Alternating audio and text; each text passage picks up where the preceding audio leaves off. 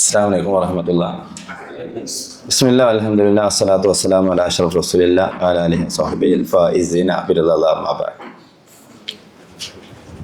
ഞാൻ കൂടുതൽ സംസാരിക്കണില്ല, അതിനേക്കാളും കൂടുതൽ എനിക്ക് നിങ്ങളെ ചോദ്യങ്ങൾ കേട്ടിട്ട് അതിന് പറയാനാണ് എനിക്കിഷ്ടം. അപ്പോൾ നിങ്ങളെ നീഡിനനുസരിച്ച് സാധനം പറയാലോ. അപ്പോൾ കുറച്ച് കാര്യങ്ങൾ ഞാൻ ആമുഖമായിട്ട് ഇങ്ങനെ പറയാം. പസാസ് നടത്തുന്ന റിസർച്ച് കാർണിവൽ ശരിക്കും പടച്ച റബ്ബ് ഒരു മനുഷ്യനെ പറഞ്ഞയച്ചത് റിസർച്ച് ചെയ്യാനാണ്. അത് ഈ ഖുർആനിൻ്റെ ഒരു ഘടന നോക്കിയാൽ ശരിക്കും നമുക്ക് അങ്ങനെ മനസ്സിലാക്കാൻ പറ്റും. ആദ്യം തന്നെ പറയുന്നത് ഇഖ്റ എന്നുള്ളതാണ്. അത് റിസർച്ചിൻ്റെ പ്രാരംഭമാണ്. ലിറ്ററേച്ചർ റിവ്യൂ ലിറ്ററേച്ചർ ഒരു റിസർച്ചിൻ്റെ ഫസ്റ്റ് സാധനം. ഇതുമായി ബന്ധപ്പെട്ടുള്ള മുൻ സാധനങ്ങൾ പഠിക്കുക, നിലവിൽ എവിടെ എത്തിയിട്ടുണ്ടെന്നുള്ളത് മനസ്സിലാക്കുക, ഇതെല്ലാം ലിറ്ററേച്ചർ റിവ്യൂമിലാണ് കിട്ടുക. That is Iqra. അങ്ങനെ വായിക്കുമ്പോഴാണ് ഒരു മനുഷ്യന് ജീവിക്കാൻ ആവശ്യമായ സംഗതി കിട്ടുക. അപ്പോൾ രണ്ട് തരത്തിലുള്ള സംഗതി അവിടെ വരിക. ഒന്നാമത്തത് ഗ്ലോബലൈസേഷൻ, ഞാൻ പറയാം വിശദീകരിക്കാം. രണ്ടാമത്തത് ഇന്നോവേഷൻ. ഈ രണ്ട് സംഗതിയിൽ വരും, ഗ്ലോബലൈസേഷൻ, ഇന്നോവേഷൻ. ഇഖ്റ എന്നെങ്ങനെ ഇപ്പോൾ ഗ്ലോബലൈസേഷനും ഇന്നോവേഷനും വരിക? നമ്മളൊരു സംഗതി പഠിക്കുന്നു. വായന എന്ന് പറയുമ്പോൾ പുസ്തക വായന മാത്രമല്ല, അതിൽ പ്രപഞ്ച വായന പെടും, യാത്രകൾ പെടും, ചിന്തകൾ പെടും. ഇതെല്ലാം കൂടിയ ഒരു കൺസെപ്റ്റാണ് വായന എന്ന് പറയുന്നത്. അപ്പോൾ വായിക്കാൻ പഠിക്കുക എന്നുള്ളതാണ് സത്യം പറഞ്ഞാൽ മാനുഷിക ധർമ്മം. അപ്പോഴേ മനുഷ്യനാവും. അപ്പോൾ നമ്മളൊരു സംഗതി പഠിച്ചു, നമുക്കൊരു പുതിയൊരു ഐഡിയ കിട്ടി. ഈ ഐഡിയ നമ്മൾ അപ്ലൈ ചെയ്തു, അത് വിജയിച്ചു കഴിഞ്ഞാൽ സ്വാഭാവികമായിട്ടും എന്ത് ചെയ്യും? ആ ഒരു സംഗതി നമ്മൾ അടുത്ത സ്ഥലത്ത് സ്റ്റാർട്ട് ചെയ്യും. അതേ ഐഡിയ, കാരണം വിജയിച്ച ഐഡിയയാണ്, അത് അടുത്ത മറ്റൊരു സ്ഥലത്ത് സ്റ്റാർട്ട് ചെയ്യും. അങ്ങനെ ലോകത്തിൻ്റെ എല്ലാ ഭാഗങ്ങളിലും ആ ഒരു ഐഡിയ ഇംപ്ലിമെൻ്റ് ചെയ്യും. That is globalization. റസൂലുള്ളാഹി സ്വല്ലല്ലാഹു അലൈഹി വസല്ലം തങ്ങൾ ദഅവത്ത് നടത്തി, മക്കയിൽ തുടങ്ങി. റസൂൽ ഉപയോഗിച്ച കുറച്ച് സ്ട്രാറ്റജികളുണ്ട്. ആദ്യം റസൂൽ അവരുടെ കൂടെ ജീവിച്ചു, എന്നിട്ട് മെല്ലെ ഡ്രിപ്പായിട്ടുള്ള ഡ്രോപ്സുകളായിട്ട് റസൂൽ ദീന് കൊടുത്ത്. ഡ്രിപ്പ് ഇറിഗേഷൻ കേട്ടില്ലേ? പുതിയ കാലത്തുള്ള ട്രെൻഡ് എന്ന് പറയുന്നത് ബൈറ്റ് സൈസ്ഡ് ലേണിംഗ് എന്നുള്ളതാണ്. ആളുകൾക്കൊന്നും കുറേ പഠിക്കാനുള്ള സമയമില്ല, ടൈമില്ല, കേൾക്കാനുള്ള മൈൻഡും ഇല്ല. ഇപ്പം ഡ്രിപ്പായിട്ട് കൊടുക്കുക, അല്ലെങ്കിൽ ഡ്രോപ്പായിട്ട് കൊടുക്കുക, അല്ലെങ്കിൽ റീലായിട്ട് കൊടുക്കുക. പുതിയ കോഴ്സുകളൊക്കെ ഇപ്പോൾ അങ്ങനെയാണ് വരുന്നത്. 40 റീൽസ്, 50 റീൽസ്. ആ റീൽ കണ്ടു കഴിഞ്ഞോട് കൂടി ആ കോഴ്സ് കംപ്ലീറ്റ് ആയി. കാരണം ആളുകൾക്ക് വലിയ ലോങ് വീഡിയോ ഒന്നും കാണാനുള്ള നേരമില്ല.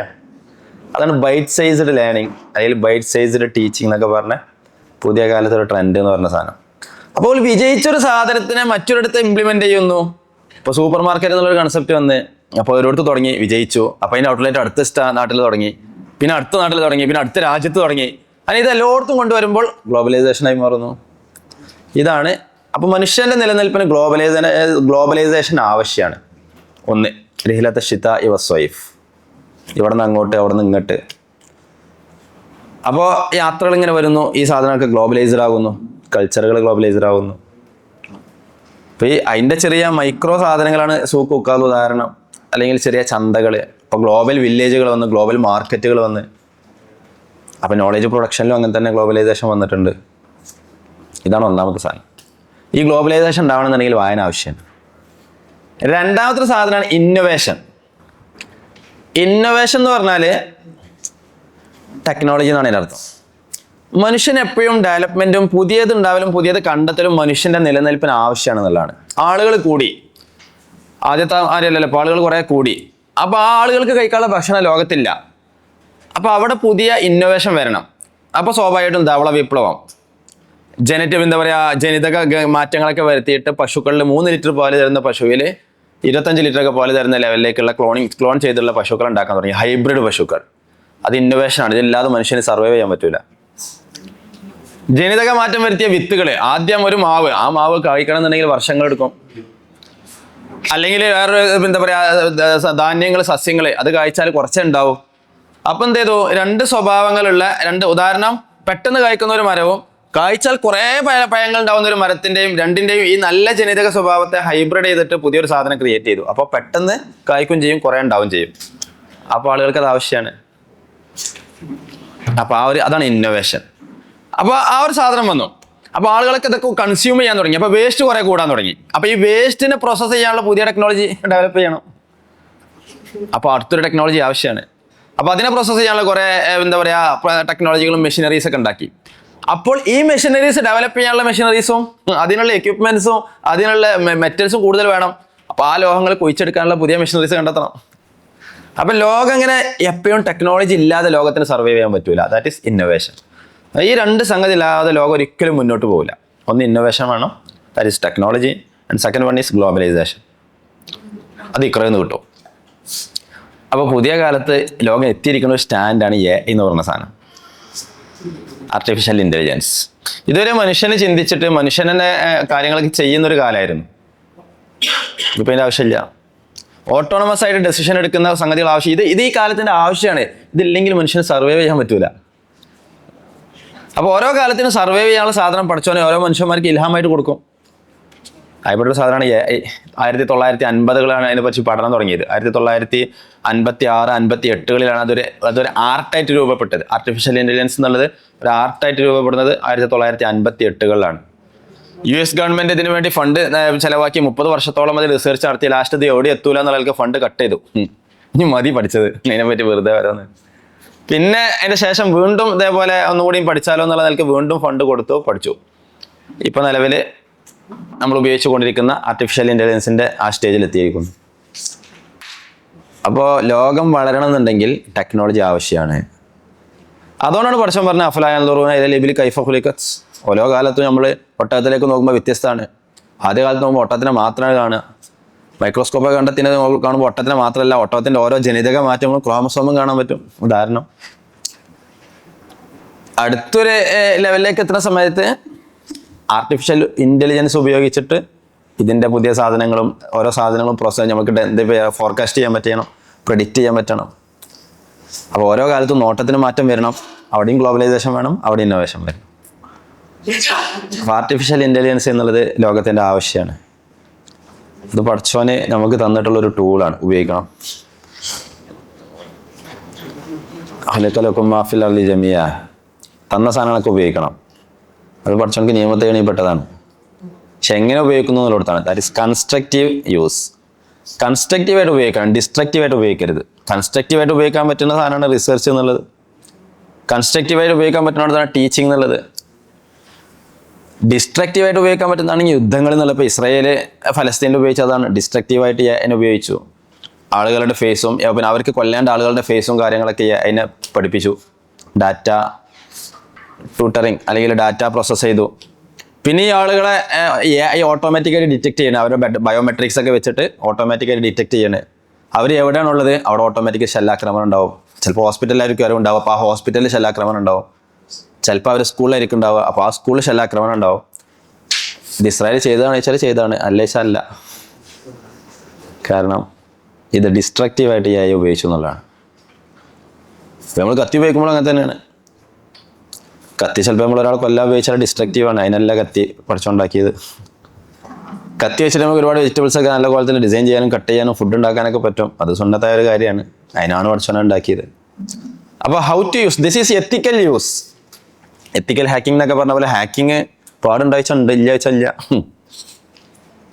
എത്തിക്കൽ ഹാക്കിംഗ്, വൈറ്റ് ഹാക്കിംഗ് എന്നതുപോലെ എത്തിക്കൽ യൂസ് എന്ന് പറയുന്നത്, അപ്പോൾ ഒരു അസൈൻമെന്റ് എഴുതാൻ പറഞ്ഞ് തിസീസ് എഴുതാൻ പറഞ്ഞ് നേരെ പോയിട്ട് ChatGPT ഇട്ട്, ദാറ്റ് ഈസ് എത്തിക്കൽ അല്ല, അത് അണെത്തിക്കലാണ്. അപ്പോൾ ഇതൊരു ആസ് എ ടൂൾ, ഒരു ടൂളായിട്ട് ഉപയോഗിക്കുക എന്നുള്ളതാണ് AI as A tool. AI തന്ന സാധനത്തിനെ നമ്മൾ ഡബിൾ ചെക്ക് ചെയ്യണം, വെരിഫൈ ചെയ്യണം. അതാണ് ഓഗ്മെന്റഡ് ഇൻ്റലിജൻസ് എന്ന് പറഞ്ഞ സാധനം. Augmented intelligence, augmented intelligence, AI as augmented intelligence എന്നുള്ളതാണ് AIയുടെ എത്തിക്കൽ യൂസ് എന്ന് പറഞ്ഞ സാധനം. That is it's equation.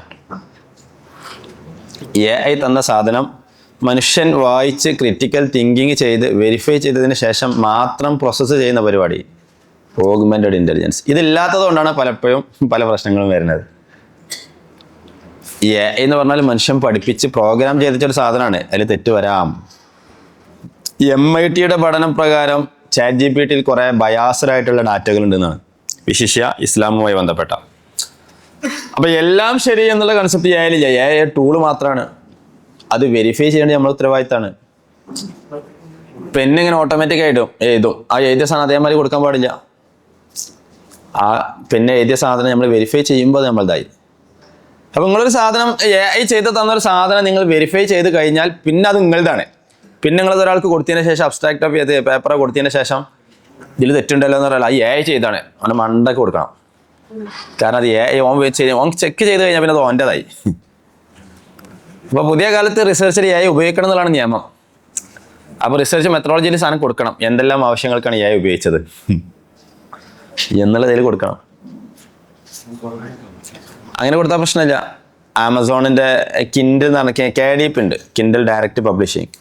അപ്പോൾ അതിൽ നമ്മൾ പബ്ലിഷ് ചെയ്യുന്ന സമയത്ത് അവരെ നിങ്ങൾക്ക് സ്വന്തമായിട്ട് പുസ്തകം പബ്ലിഷ് ചെയ്യാൻ പറ്റിയൊരു പ്ലാറ്റ്ഫോമാണ്. ആമസോൺ തന്നെ സെയിൽ ചെയ്യും, ആമസോൺ അതിൻ്റെ പൈസകൾ അക്കൗണ്ടിൽ പിന്നെ സെൻഡ് ചെയ്യുകയും ചെയ്യും. വിറ്റ് കഴിഞ്ഞാൽ മില്യൺ കണക്കിന് റീഡേഴ്സ് ഉള്ള വലിയൊരു പ്ലാറ്റ്ഫോമാണ്. ആമസോണിൽ നിങ്ങളെ പുസ്തകം പ്രത്യക്ഷപ്പെടുകയൊക്കെ ചെയ്യും. ഇതാണ് KDP, കിൻഡിൽ ഡയറക്റ്റ് പബ്ലിഷിങ്.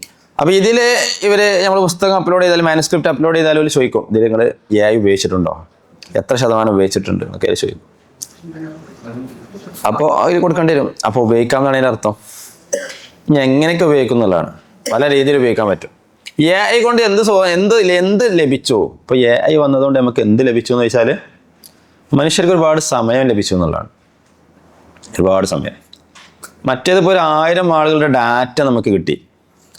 ഈ ഡാറ്റ നമുക്ക് കിട്ടിയിട്ട് ഈ ഡാറ്റ നമ്മളിരുന്ന് കുറേ നേരം വർക്ക് ചെയ്യണം. അപ്പോൾ അതിൽ കുറേ തെറ്റുകൾ വരും, നമ്മളെ മൂഡിനനുസരിച്ച് അതിൽ കുറേ സംഗതികൾ വരും. പക്ഷേ ഈ ഡാറ്റ 1000-10,000 കണക്കിന് ആളുകളുടെ ഡാറ്റ ഒറ്റ സമയം കൊണ്ട് നമുക്ക് എന്ത് ചെയ്യാൻ പറ്റും? റിപ്പോർട്ട് ചെയ്യാൻ പറ്റും, പഠിക്കാൻ പറ്റും. ഒരു 5 മിനിറ്റ് വേണ്ട, 2 മിനിറ്റ് മതി, 3 മിനിറ്റ് മതി. ഇത് നമ്മൾ ഇരുന്ന് പഠിക്കണമെന്നുണ്ടെങ്കിൽ നമുക്ക് ദിവസങ്ങളോളം എടുക്കും. ഇപ്പോൾ രാഹുലിന് വോട്ടേഴ്സ് ലിസ്റ്റ് എന്ത് കൊടുത്തില്ല? അതിൻ്റെ സോഫ്റ്റ് കോപ്പി കൊടുത്തില്ല. രാഹുൽ ഗാന്ധിക്ക് മുമ്പ് മറ്റേ വോട്ട് ചോരി പ്രശ്നം ഉണ്ടായിരുന്നല്ലോ. കൊടുത്തത് മൊത്തം എന്തായിരുന്നു? ഒരാളെ ഉയരത്തിലുള്ള പ്രിൻറ്റഡ് കോപ്പീസ് മാത്രമായിരുന്നു. പിന്നെ രാഹുൽ ഡൽഹി യൂണിവേഴ്സിറ്റി അങ്ങനെ കുറേ യൂണിവേഴ്സിറ്റിയിലെ കുട്ടികളെ വെച്ചിട്ട് മൊത്തമാണ് സാധനം പഠിച്ചത്. കാരണം സോഫ്റ്റ് കൊടുത്ത സുഖമാണ് ഡാറ്റ അനാലിസിസ്. പ്രിൻറ്റഡ് കോപ്പി ആകുമ്പോൾ അത് വായിച്ചുണ്ടാക്കണം, അല്ലെങ്കിൽ സ്കാൻ ചെയ്തുണ്ടാക്കണം, പിന്നെ അത് റീഡബിൾ അല്ലെങ്കിൽ എഡിറ്റബിൾ ഇതിലേക്ക് ഫോർമാറ്റിക്ക് മാറ്റണം, സമയമെടുക്കും. എന്നാൽ തന്നെ അതൊന്ന് വെരിഫൈ ചെയ്യേണ്ടി വരും. അതുകൊണ്ട് സോഫ്റ്റ് കൊടുത്തില്ല. അപ്പോൾ നമുക്കൊരു ഡാറ്റ കിട്ടിയാൽ ഈ ഡാറ്റ കൊടുത്തിട്ട് കുറഞ്ഞ സമയം കൊണ്ട് നമുക്കിത് അനലൈസ് ചെയ്യാൻ പറ്റും. ലിറ്ററേച്ചർ റിവ്യൂക്ക് നല്ല സുഖമാണ് നമുക്ക്.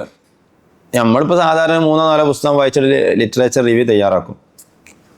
നമുക്ക് 1000 പുസ്തകം വായിപ്പിക്കുക AI കൊണ്ട്.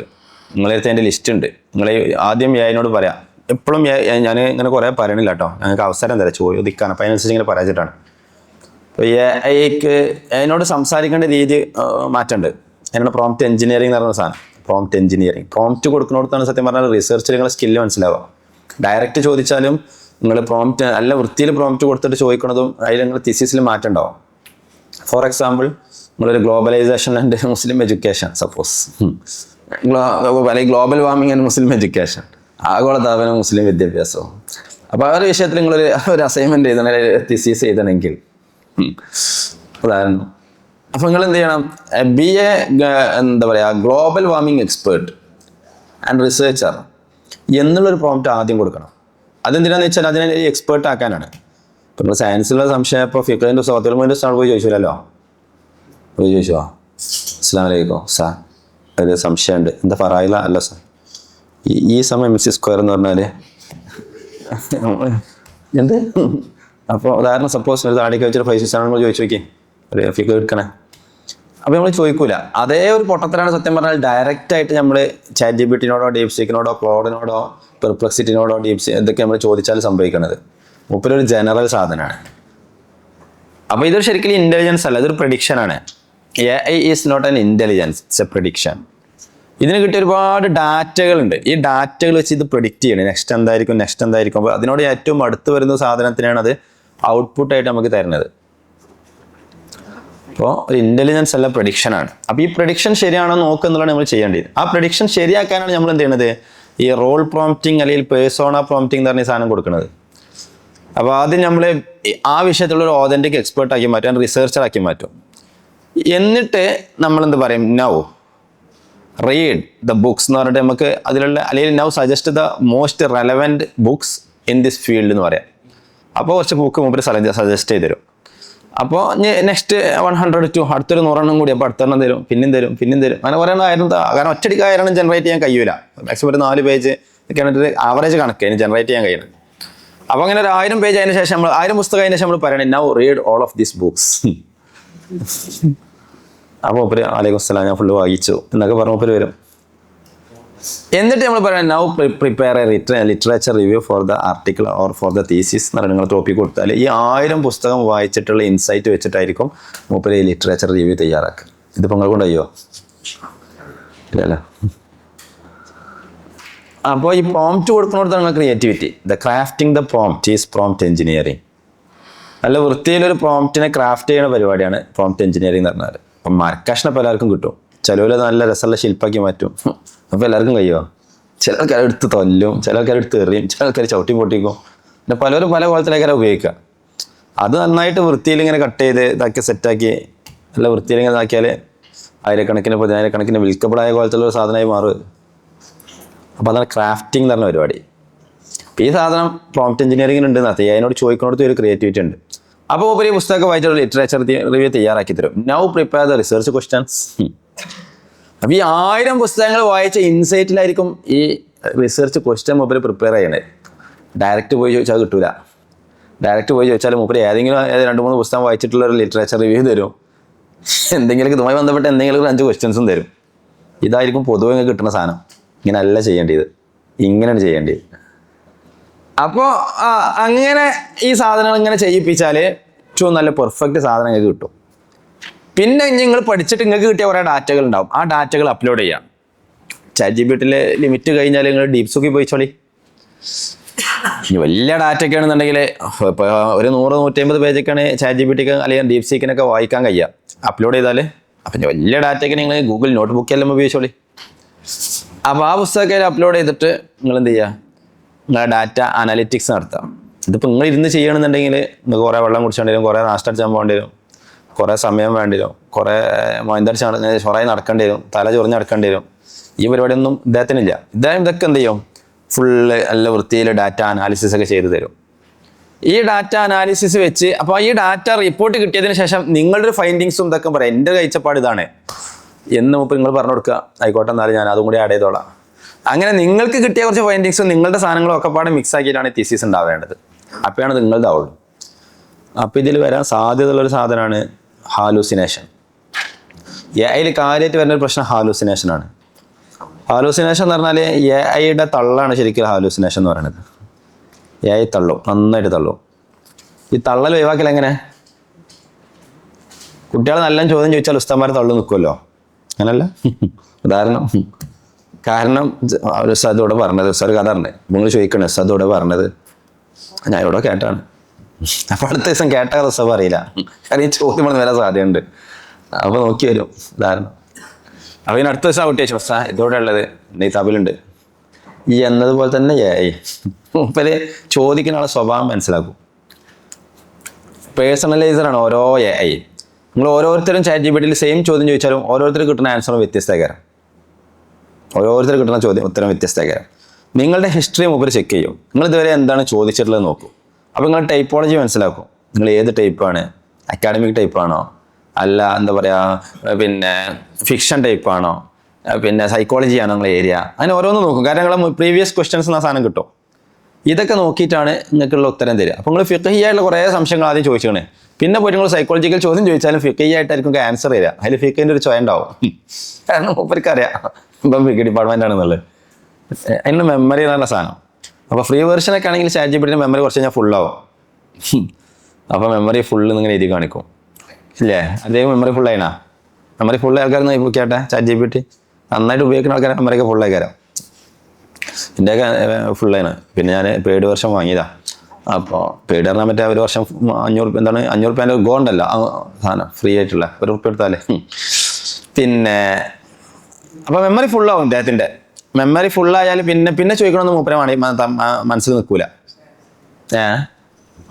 പിന്നെ ചോദിക്കണമെന്ന് മൂപ്പരെ മനസ്സിലുണ്ടാവില്ല. അപ്പോൾ ഇതുവരെ ചോദിച്ച സാധനങ്ങളൊക്കെ അവിടെ ഉണ്ടാവും. അപ്പോൾ ഓരോ വ്യക്തികൾക്കും ആൻസർ കിട്ടുന്നത് കുറേ കോലത്തിലല്ല എന്ന് ഞാൻ പറയുന്നത്. ഇനി അതിൽ തന്നെ നിങ്ങൾ ന്യൂ ചാറ്റ് എന്നുള്ള ഓപ്ഷൻ ഉണ്ടാവും സൈഡിൽ, ന്യൂ ചാറ്റ്. അപ്പോൾ ഒരേ ചാറ്റിൽ തന്നെ വ്യത്യസ്ത ചോദ്യങ്ങൾ നിങ്ങൾ ചോദിക്കരുത്. ഫിഖിൻ്റെ ഉസ്താദ് വന്നപ്പോൾ അസ്സലാമു അലൈക്കും വസ്സലാം ഉസ്താദ്, ഒരാൾ മരിച്ചാൽ 2 കുട്ടികളുണ്ട്, ഒരു പെൺകുട്ടിയുണ്ട്, ആണ് എത്ര കിട്ടുക?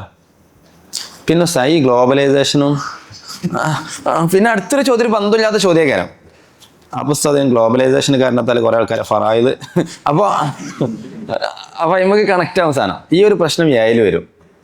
അപ്പോൾ ഒരേ ചാറ്റിൽ തന്നെ ഡിഫറെൻ്റ് ആയിട്ടുള്ള രണ്ട് സാധനം ചോദിക്കരുത്. ന്യൂ ചാറ്റ് എടുക്കണം അവിടെ. അതിനാണെന്ന് വെച്ചാൽ ആ മെമ്മറി എറേസ് ചെയ്യാനാണ്. മറ്റേത് ഇങ്ങനെ ചോദിക്കണം അങ്ങനെ ഉണ്ടാവില്ല. ചില ആൾക്കാർക്ക് ഒരു ബന്ധമില്ലാത്ത ചോദിക്കാൻ പരസ്പരം ഇങ്ങനെ ചോദിക്കുക.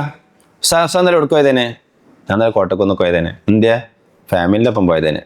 സാധനം സോപ്പ് കിട്ടിയ നാളത്തെ ഏത് സോപ്പ്? ഞാൻ കോട്ടക്കുന്ന് അല്ല സാർ, കോട്ടക്കുന്നത്തല്ല സാർ, ഇന്നാൾ ചോദിച്ചില്ല എന്നോട്. ഒരു ബന്ധമില്ലാത്ത രണ്ട് ചോദ്യങ്ങളല്ലേ. ഇത് അറ്റാച്ച് ചെയ്യരുത് ഒരേ ചാറ്റിൽ, കാരണം മൂപ്പര് കൺഫ്യൂഷൻ ആവും. അപ്പോൾ ചാറ്റ് മാറ്റാം, ന്യൂ ചാറ്റ്, അതിനാണ് ന്യൂ ചാറ്റ്. അപ്പോൾ ഇപ്പോൾ തിസീസുമായി ബന്ധപ്പെട്ട ഒരേ സംശയങ്ങളൊക്കെ ഒരേ ചാറ്റിൽ ചോദിക്കുക. എന്നിട്ട് അടുത്ത സമയത്തും തിസീസിന് ചോദിക്കുമ്പോൾ ന്യൂ ചാറ്റ് ഉപയോഗിക്കരുത്. ഈ ചാറ്റിൻ്റെ സാധനം ഹിസ്റ്ററി പോയി കൊടുക്കുന്നുണ്ടാവും, അത് എന്ത് ചെയ്യുക, നിങ്ങളൊരു പ്രൊജക്റ്റായിട്ട് സേവ് ചെയ്യുക. എന്നിട്ട് അതിൽ തന്നെ ബാക്കിയുള്ള ചോദ്യങ്ങളൊക്കെ ചോദിക്കുക. അപ്പോൾ കൺസിസ്റ്റൻസി ഉണ്ടാവും. കൺസിസ്റ്റൻസി പ്രധാനമാണ്. കൺസിസ്റ്റൻസി ഇല്ലെങ്കിൽ ഒരു ബന്ധം ഉണ്ടാവില്ല ഞങ്ങൾ തിസീസിലെ ചാപ്റ്റേഴ്സ് പരസ്പരം അങ്ങോട്ടും ഇങ്ങോട്ടും. അപ്പോൾ കൺസിസ്റ്റൻസി ഈസ് ഇമ്പോർട്ടൻറ്റ്. അപ്പോൾ അതിന് നിങ്ങൾ എന്ത് ഉപയോഗിക്കണം? ന്യൂ ചാറ്റ് ഉപയോഗിക്കാതെ സെയിം ചാറ്റിൽ തന്നെ ഈ സാധനം എന്ത് ചെയ്യണം? ചോദിക്കണം. അതൊരു പ്രൊജക്റ്റായിട്ട് സേവ് ചെയ്താൽ മതി സൈഡിൽ. അപ്പോൾ ഇതാണ് ഇതിൻ്റെ മെമ്മറി. അപ്പോൾ ഹാലൂസിനേഷൻ എങ്ങനെ ഒഴിവാകുന്നതാണ് ചോദ്യം. ഹാലൂസിനേഷൻ ഒഴിവാകാൻ രണ്ട് മാർഗ്ഗങ്ങളുണ്ട്. ഒന്ന് രാഗ്. രാഗ് എന്നിട്ട് നമ്മൾ കേട്ട ആൾക്കാരെന്ന് ഇപ്പോൾ കേട്ട രാഗമേ അല്ല, രാഗ്. രാഗ് എന്ന് പറഞ്ഞാൽ retrieval augmented generation. That is Raag. Retrieval augmented generation.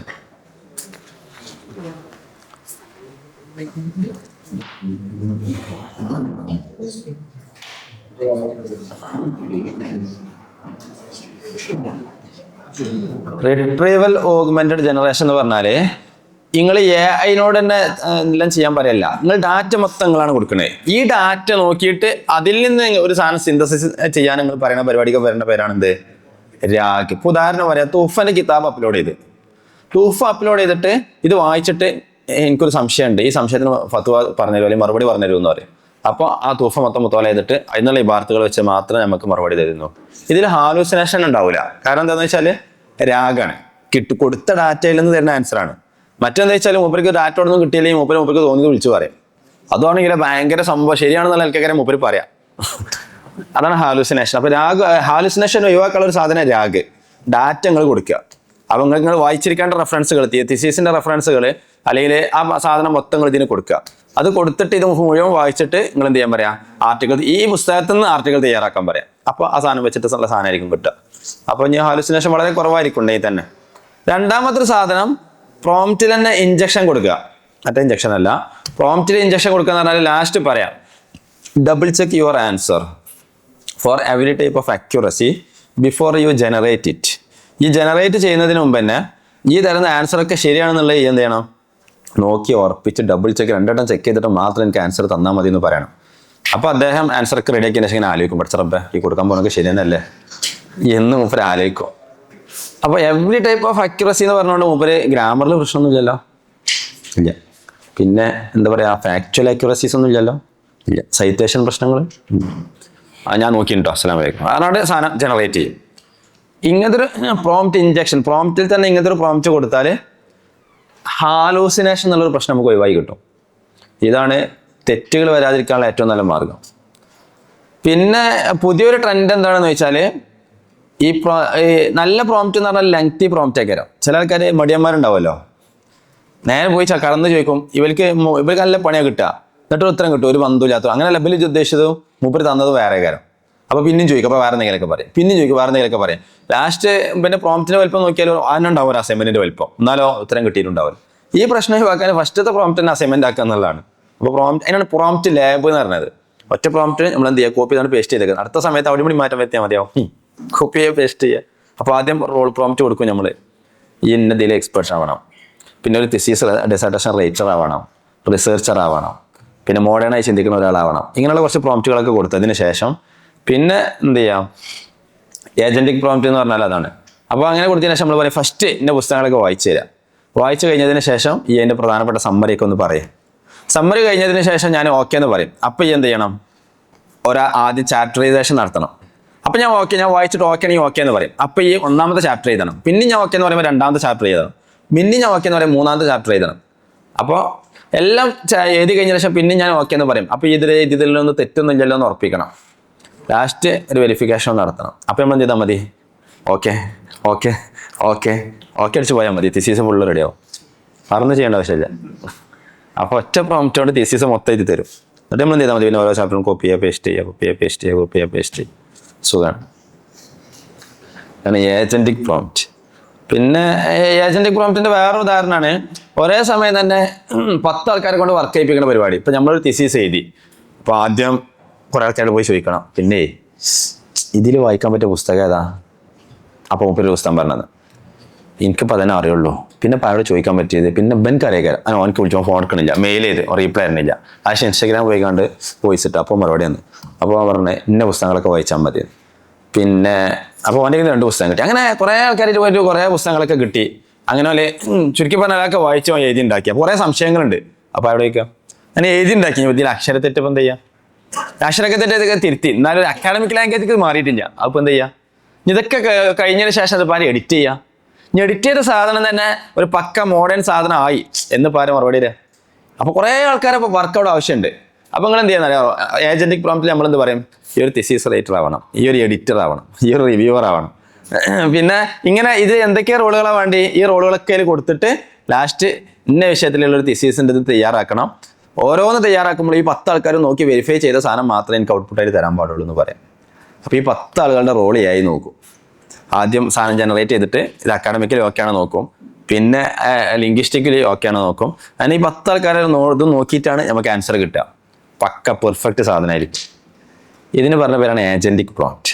അപ്പോൾ ഈ ഏജന്റിക് പ്രോംപ്റ്റ് നിങ്ങൾ ടൈപ്പ് ചെയ്ത് ഉണ്ടാക്കാൻ റിസ്ക് ആണെങ്കിൽ ഉപയോഗിക്കാൻ പറ്റുന്ന മടിയന്മാർക്കുള്ളൊരു സാധനമാണ് മെറ്റാ പ്രോംപ്റ്റിങ്. മെറ്റാ പ്രോംപ്റ്റ് അല്ല, മെറ്റാ പ്രോംപ്റ്റ്.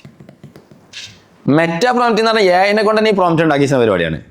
അപ്പോൾ ഉദാഹരണം പറയാം, ഇപ്പോൾ എനിക്കൊരു തിസീസ് എഴുതണം. അപ്പോൾ ഈ ഒരു പ്രോംപ്റ്റ് എഞ്ചിനീയർ ആവുക, എന്നിട്ട് ഈ തിസീസ് എഴുതാനുള്ള ഒരു ഏജന്റിക് പ്രോംപ്റ്റ് ഈ ഉണ്ടാക്കിക്കോട്ടെ.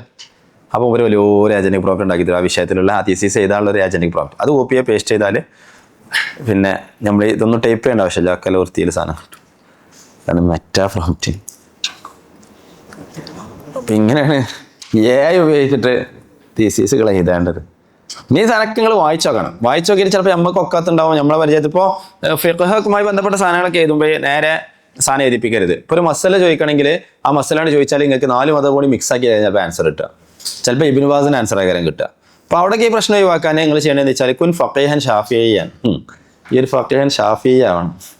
അപ്പോൾ അജീബ് എന്നിട്ട് ചോദ്യം കൊടുക്കുക. അപ്പോൾ ഉഷാറായിട്ട് ആൻസർ കിട്ടും. നല്ല ഫിഖീമാണ്, നമ്മളെ തോഫിയും ഇതൊക്കെ നോക്കിയാണ്ടുള്ള നല്ലതായിട്ട്. അപ്പോൾ അവിടെ എങ്ങനെയാണ് പറയുന്നത്? കുൻ ഫഖീഹൻ ഷാഫിഈൻ. അപ്പോൾ ആ ഫിഖ്ഹിൽ ഇനി പറ്റുമെങ്കിൽ ഇങ്ങനെ പറയുക, ഇന്ന കിതാബുകളൊക്കെ വായിച്ചിട്ട് ആ കിതാബുകളിൽ നിന്ന് എനിക്ക് മറുപടി ഇതാന്ന് പറയണം. അല്ലെ, അപ്പോൾ ആ കിതാബിനൊക്കെ കോട്ട് ചെയ്തിട്ട് എന്ത് ചെയ്യും? നല്ല മസാല നിക്കൽ ചെയ്ത് തരും. അപ്പോൾ റോൾ പ്രോംപ്റ്റിങ് പ്രധാനമാണ് ഇതിൽ. എങ്ങനെ പ്രോംപ്റ്റ് കൊടുക്കുന്നോ അതിനനുസരിച്ചാണ് ഔട്ട്പുട്ട് കിട്ടുക. ആ ഔട്ട്പുട്ട് അത്രയും വൃത്തി ഉണ്ടാവും. പ്രോംപ്റ്റ് ഉഷാറാക്കുന്നില്ല. പ്രോംപ്റ്റ് എഞ്ചിനീയറിംഗ് അപ്പോൾ സ്കില്ല് ഇന്നത്തെ കാലത്ത് ആൾക്കാർക്ക് ആവശ്യമില്ല എന്നാണ് പറഞ്ഞത്. അപ്പോൾ പ്രോംപ്റ്റ് എഞ്ചിനീയറിംഗ് മതി എന്നാണ് പറഞ്ഞത്. കാരണം ഡിസൈൻ ചെയ്യണമെങ്കിൽ ആവശ്യമില്ല, ഏജന്റിക് പ്രോംപ്റ്റ് കൊടുത്താൽ മതി. കുഞ്ഞ graphic designer, BA graphic designer എന്നൊക്കെ പറഞ്ഞിട്ട് പ്രോംപ്റ്റ് കൊടുത്തിട്ട് മൂപ്പരോട് ഞങ്ങൾക്കൊരു സെമിനാർ നടത്തുന്നുണ്ട്, ആ സെമിനാറിനുള്ള പോസ്റ്റർ തയ്യാറാക്കി തന്നാൽ മൂപ്പരനൊരു ഗ്രാഫിക് ഡിസൈനർ ആലോചിക്കണ പോലെ ആലോചിക്കും. സെമിനാർ അക്കാഡമിക് ആണല്ലോ, അപ്പോൾ അതിൻ്റെ വെർട്ടിക്കിൾസ് ഒക്കെ ആഡ് ചെയ്യണം, കളറിൻ്റെ തീം വേണം. അപ്പോൾ നല്ലൊരു പോസ്റ്റർ കിട്ടും. അപ്പോൾ ഗ്രാഫിക് ഡിസൈനിങ്ങിൻ്റെ അറിയേണ്ട ആവശ്യമില്ല, മൂപ്പര് ചെയ്തുതരും. പ്രോംപ്റ്റ് എഞ്ചിനീയറിംഗ് അറിഞ്ഞാൽ മതി. അപ്പോൾ പുതിയ കാലം എന്ന് പറഞ്ഞാൽ പ്രോംപ്റ്റ് എഞ്ചിനീയറിങ്ങിൻ്റെ കാലമാണ്. അപ്പോൾ അത് ഉഷാറായി പഠിക്കുക. ഇനി ഞങ്ങൾക്ക് ചോദിക്കാനുള്ള അവസരങ്ങൾ തരാം. അപ്പോൾ നിങ്ങൾ ചോദിച്ചോളൂ.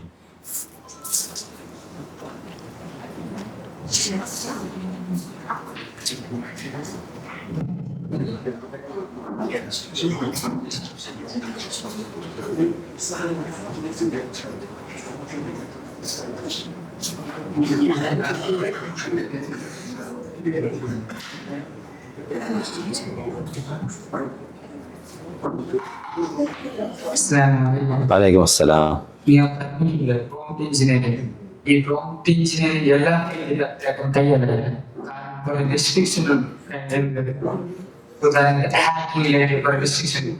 അത് ബൈപാസ്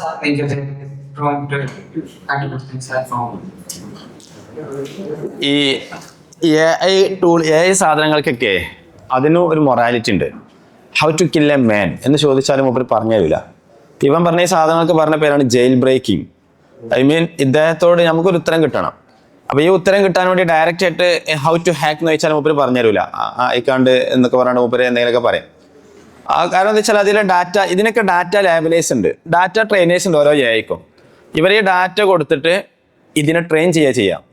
ഈ ട്രെയിനിങ് കൊടുക്കുന്ന സമയത്ത് ഇങ്ങനത്തെ എന്താ പറയുക മാൽ പ്രാക്ടീസസ് അല്ലെങ്കിൽ ഇങ്ങനത്തെ പ്രശ്നങ്ങളൊന്നും ഒരിക്കലും ആൻസർ തരാൻ പാടില്ല എന്നുള്ളത് ആദ്യം പഠിപ്പിക്കുന്നുണ്ട്. അതുകൊണ്ടാണ് ഇങ്ങനത്തെ ചോദ്യങ്ങൾക്കൊന്നും മറുപടി തരാത്ത. ഹൗ ടു സൂയിസൈഡ് മറുപടി പറഞ്ഞു തരൂല, സഹായിക്കൂല, ഒരിക്കലും കോർപ്പറേറ്റ് ചെയ്യൂല. അപ്പം ഇത് ഇവരെ കൊണ്ട് ചെയ്യിപ്പിക്കാൻ നമ്മൾ ഉപയോഗിക്കുന്ന ഒരു രീതിയാണ് ജയിൽ ബ്രേക്കിംഗ്. ഉദാഹരണം നമുക്കൊരു കഥ പറയാം. ഒരിക്കലും ഒരാൾ ഒരു കുട്ടിനെ കൊല്ലാൻ പോവേന്, ആ കൊന്ന കഥ ഒന്ന് പൂർത്തിയാക്കുക എന്ന് പറഞ്ഞാൽ അപ്പോൾ മൂപ്പരെ പറഞ്ഞു തരണം എന്നുള്ളതാണ് ശരിക്ക്. പക്ഷെ അതും ഇപ്പോൾ ചെയ്തു തരൂല. അതും ചെയ്തെന്നാൽ ആ ക്രെഡിബിലിറ്റി പോവും. അപ്പൊ ഒരു AI എത്രത്തോളം ക്രെഡിബിൾ ആണെന്നുള്ളത് നോക്കൽ എങ്ങനെയാണെന്ന് വെച്ചാൽ ജയിൽ ബ്രേക്കിംഗ് ചെയ്യിപ്പിച്ചിട്ടാണെന്നുള്ളതാണ്.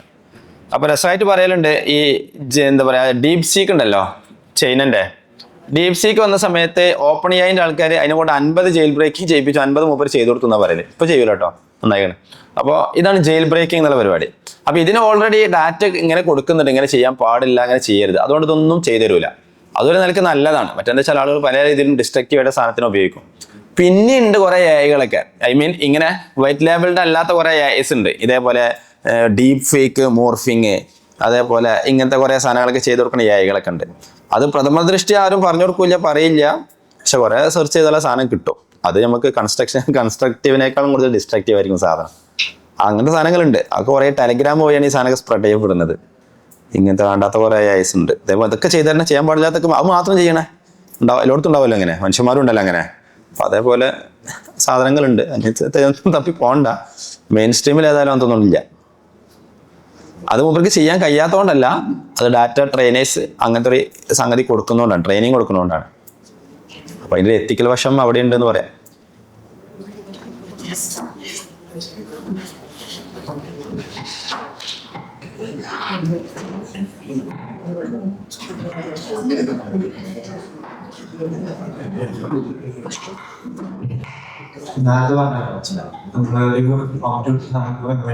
സൊല്യൂഷൻ കിട്ടി.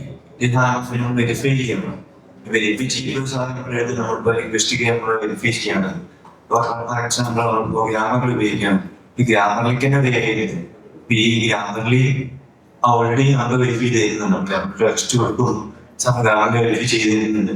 വെരിഫൈ ചെയ്യേണ്ട ആവശ്യമുള്ളൂ. ഗ്രാമറിൽ എന്ന് പറഞ്ഞാല് നേരത്തെ പറഞ്ഞ പോലെ സ്പെഷ്യലൈസ്ഡ് പേഴ്സൺ ആണ് മൂപ്പര്. ഗ്രാമറുകള്, പ്ലാഗിയറിസം, ഈ സാധനങ്ങളൊക്കെ നോക്കാനുള്ള ആളാണ്. അതിൽ സ്പെസിഫിക് ആയ സാധനമാണ്. അതുകൊണ്ട് അതിന്റെ വിഷയത്തിൽ നമുക്ക് അത് പേടിക്കാനില്ല. അതേ സമയത്ത് ChatGPT എന്നുള്ളത് ഗ്രാമറിൽ സ്പെസിഫിക് അല്ല. ChatGPT ചിലപ്പോൾ നിങ്ങൾ ചോദിച്ചാൽ കിട്ടല് ചിലപ്പോൾ അമേരിക്കൻ ഇംഗ്ലീഷ് ആയിരിക്കും ആൻസർ കിട്ടും. ബിഹേവിയർ ഒക്കെ നോക്കിയാൽ മനസ്സിലാവുന്നത് ChatGPT ആണോ. കാരണം അധികം ഡയറക്റ്റ് അമേരിക്കൻ ഇംഗ്ലീഷ് ആയിരിക്കും ഒരു തരിക. പിന്നെ നമ്മൾ ഈ പ്രോംപ്റ്റ് കൊടുത്താൽ മാത്രമായിരിക്കും ബ്രിട്ടൻ ഇംഗ്ലീഷിലേക്ക് മാറുക. അപ്പൊ അസൈൻമെന്റ് ഒക്കെ ചെക്ക് ചെയ്യുമ്പോൾ ഞാൻ ഇത് തന്നെയാണ് ഉസ്താദെ, പക്ഷേ ഫുള്ള് ബിഹേവിയർ എല്ലാം, അല്ലെങ്കിൽ കളറൊക്കെ നോക്കിയാൽ അതിന്റെ സ്പെല്ലിംഗ് നോക്കിയാൽ അത് മനസ്സിലാവുന്നത് അമേരിക്കൻ ഇംഗ്ലീഷ് ആണെന്നുള്ളത്. അപ്പൊ സ്പെസിഫിക് AIകളാണെന്നുണ്ടെങ്കിൽ വലിയ പ്രശ്നങ്ങളൊന്നും ഉണ്ടാവില്ല. കാരണം അതിനായിട്ടുള്ള സാധനമാണ്. അതിനായിട്ട് ഒരു കുറെ ട്രെയിൻ ചെയ്ത് SFT എന്നാ പറയാം, സൂപ്പർവൈസർ ഫൈൻ ട്യൂണിങ്. പറഞ്ഞാൽ നമുക്ക് ആ സാധനം ചെയ്യാൻ പറ്റും. പറഞ്ഞാൽ അവരിങ്ങനത്തെ കുറെ സാധനം കൊടുത്ത് ഫുള്ള് ചെക്ക് ചെയ്ത് ലാസ്റ്റ് 100% ഓക്കെ ആകുമ്പോൾ മാത്രമാണ് അവരിത് പുറത്തേക്ക് കൊടുക്കുള്ളൂ. ഇപ്പൊ കിൽബോട്ട്, ഗ്രാമറിൽ ഇതൊക്കെ അങ്ങനെ സ്പെസിഫിക് സാധനങ്ങളാണ്. അപ്പൊ ആവശ്യത്തിൽ ഗ്രാമറിൽ ഈ സാധനങ്ങളൊക്കെ ഓക്കെയാണ്. ഞാൻ പറഞ്ഞത് വെച്ചാൽ ജനറൽ സാധനങ്ങളിൽ ഈ സാധനം നമ്മൾ വെരിഫൈ ചെയ്യണം. ഇപ്പൊ ChatGPT എല്ലാത്തിനും ഉപയോഗിക്കുന്ന സാധനമാണ്. പിന്നെ അതേമാതിരി ചില ആൾക്കാർ എന്ത് ചെയ്യും, ChatGPT ഇട്ടിട്ട് സാധനം ഗ്രാമറിലേക്ക് ഇടും. അപ്പൊ ഇതിലുള്ള പ്രശ്നങ്ങൾ ഒഴിവായി കിട്ടും. അക്കാഡമിക്സിനും റിസർച്ചിനും ഉപയോഗിക്കാൻ പറ്റിയ ഏറ്റവും നല്ല AI പെർപ്ലക്സിറ്റിയാണ്. ക്ലോഡും കുഴപ്പമില്ല. ക്ലോഡൊക്കെ ഇപ്പൊ നല്ല ഷാറാണ്. ക്ലോഡ് ഇപ്പൊ നല്ല ChatGPT-നെക്കാളും നല്ല വൃത്തിയിൽ ക്ലോഡ് സാധനം ചെയ്തു തരാൻ തുടങ്ങിയിട്ട് ഇപ്പോൾ. അപ്പൊ ചില ആൾക്കാർക്ക് എന്താ വെച്ചാല് സൈറ്റേഷന്, അതേപോലെ ഫുട് നോട്ടൊക്കെ പെർപ്ലക്സിറ്റി, കാരണം മൂപ്പര് അതിനായിട്ട് ഉണ്ടാക്കിയതാണ്, പുലിക്കലോഹോ. അപ്പൊ അതിനായിട്ട് പിന്നെ എന്താ പറയാ ഉള്ള ആളാണ് പെർപ്ലക്സിറ്റി. പക്ഷെ അദ്ദേഹത്തിന്റെ ഭാഷ ഒരു സുഖം ഉണ്ടാവില്ല, ഐ മീൻ ഒരു സ്ട്രക്ചേർഡ് ആവില്ല. എന്ത് ചെയ്യും, പെർപ്ലക്സിറ്റിയിൽ സാധനം കൊടുത്തിട്ട് കോപ്പി ചെയ്തിട്ട് ChatGPT ഇട്ടാണ് നന്നാക്കും, ലാംഗ്വേജ് നന്നാക്കും. അങ്ങനെയൊക്കെ ചെയ്യും ചില ആൾക്കാർ. അപ്പൊ അങ്ങനെ മൾട്ടി മോഡൽ പ്രോംപ്റ്റിംഗ് ഒരു ട്രെൻഡാണ് പുതിയ കാലത്ത്, മൾട്ടി മോഡൽ പ്രോംപ്റ്റിംഗ്. പണ്ടൊക്കെ നമ്മൾ പ്രോംപ്റ്റ് കൊടുക്കുന്ന സമയത്ത് എന്താ ചെയ്യുക, കുറെ എഴുതി ടൈപ്പ് ചെയ്തുണ്ടാക്കി ചോദിക്കണം. മൾട്ടി മോഡൽ പ്രോംപ്റ്റിംഗ് എന്ന് പറഞ്ഞാൽ അവൈലബിൾ ആയ എല്ലാ സാധനം കൊടുക്കും. ഓദാഹരണം ഒരു പിക്ചർ ഉണ്ട്, അപ്പോൾ ആ പിക്ചർ അപ്ലോഡ് ചെയ്യും. ഒരു പുസ്തകം ഉണ്ട്, ആ പുസ്തകം അപ്ലോഡ് ചെയ്യും. പിന്നെ അതിനെ പറ്റി ഒരു വീഡിയോ ഉണ്ട്, ആ വീഡിയോ അപ്ലോഡ് ചെയ്യും. പിന്നെ കുറച്ച് ആൾക്കാർ ഒരാളെ ലെക്ചർ ക്ലാസ് ഉണ്ട്, ആ ഓഡിയോ അപ്ലോഡ് ചെയ്യും. പിന്നെ കുറച്ച് നമ്മൾ പ്രോംപ്റ്റും കൊടുക്കും. ഇതൊക്കെ പാടെ കൊടുത്തിട്ട് നമ്മൾ എന്ത് ചെയ്യും, ഒരു സാധനം ജനറേറ്റ് ചെയ്യാൻ പറയും. അപ്പോൾ ഇവിടെ എന്തൊക്കെയാ വന്ന്, പല മോഡൽസും വന്ന്, ഇമേജ് വന്ന്, വീഡിയോ വന്ന്, ഗ്രാഫുകൾ വന്ന്, PDF വന്ന്, വോയിസ് വന്ന്, ഇതെല്ലാം കൂടി കൊടുത്തിട്ട് പ്രോംപ്റ്റ് കൊടുക്കുന്ന പരിപാടിക്ക് പറഞ്ഞ പേരാണ് മൾട്ടി മോഡൽ പ്രോംപ്റ്റിംഗ്. പുതിയ കാലത്തുള്ള ട്രെൻഡാണ്. അത് സുഖമാണ് നമുക്ക്. ഇപ്പോൾ കുട്ടികൾക്ക് ഒരു ലെസൺ പ്ലാൻ ഉണ്ടാക്കണം. ആ ലെസൺ പ്ലാൻ ഉണ്ടാക്കണം എന്നുണ്ടെങ്കിൽ ആ പുസ്തകം അപ്ലോഡ് ചെയ്യുക. ആ പുസ്തകം അപ്ലോഡ് ചെയ്തിട്ട് എന്ത് ചെയ്യുക, നമുക്ക് ഇഷ്ടപ്പെട്ട ക്ലാസ് എടുക്കുന്ന ഒരാളുണ്ട്, അയാളെ ആ വീഡിയോ അപ്ലോഡ് ചെയ്യുക. എന്നിട്ട് ഇയാൾ ക്ലാസ് നോക്കുന്ന മാതിരി വിഷയം എനിക്കും ക്ലാസ് എടുക്കണം. അതിനുള്ള ലെസൺ പ്ലാൻ തയ്യാറാക്കി പറഞ്ഞാൽ സാധനം തയ്യാറാക്കി തരും. ഇതാണ് മൾട്ടി മോഡൽ പ്രോംപ്റ്റിംഗ് എന്ന് പറയുന്നത്.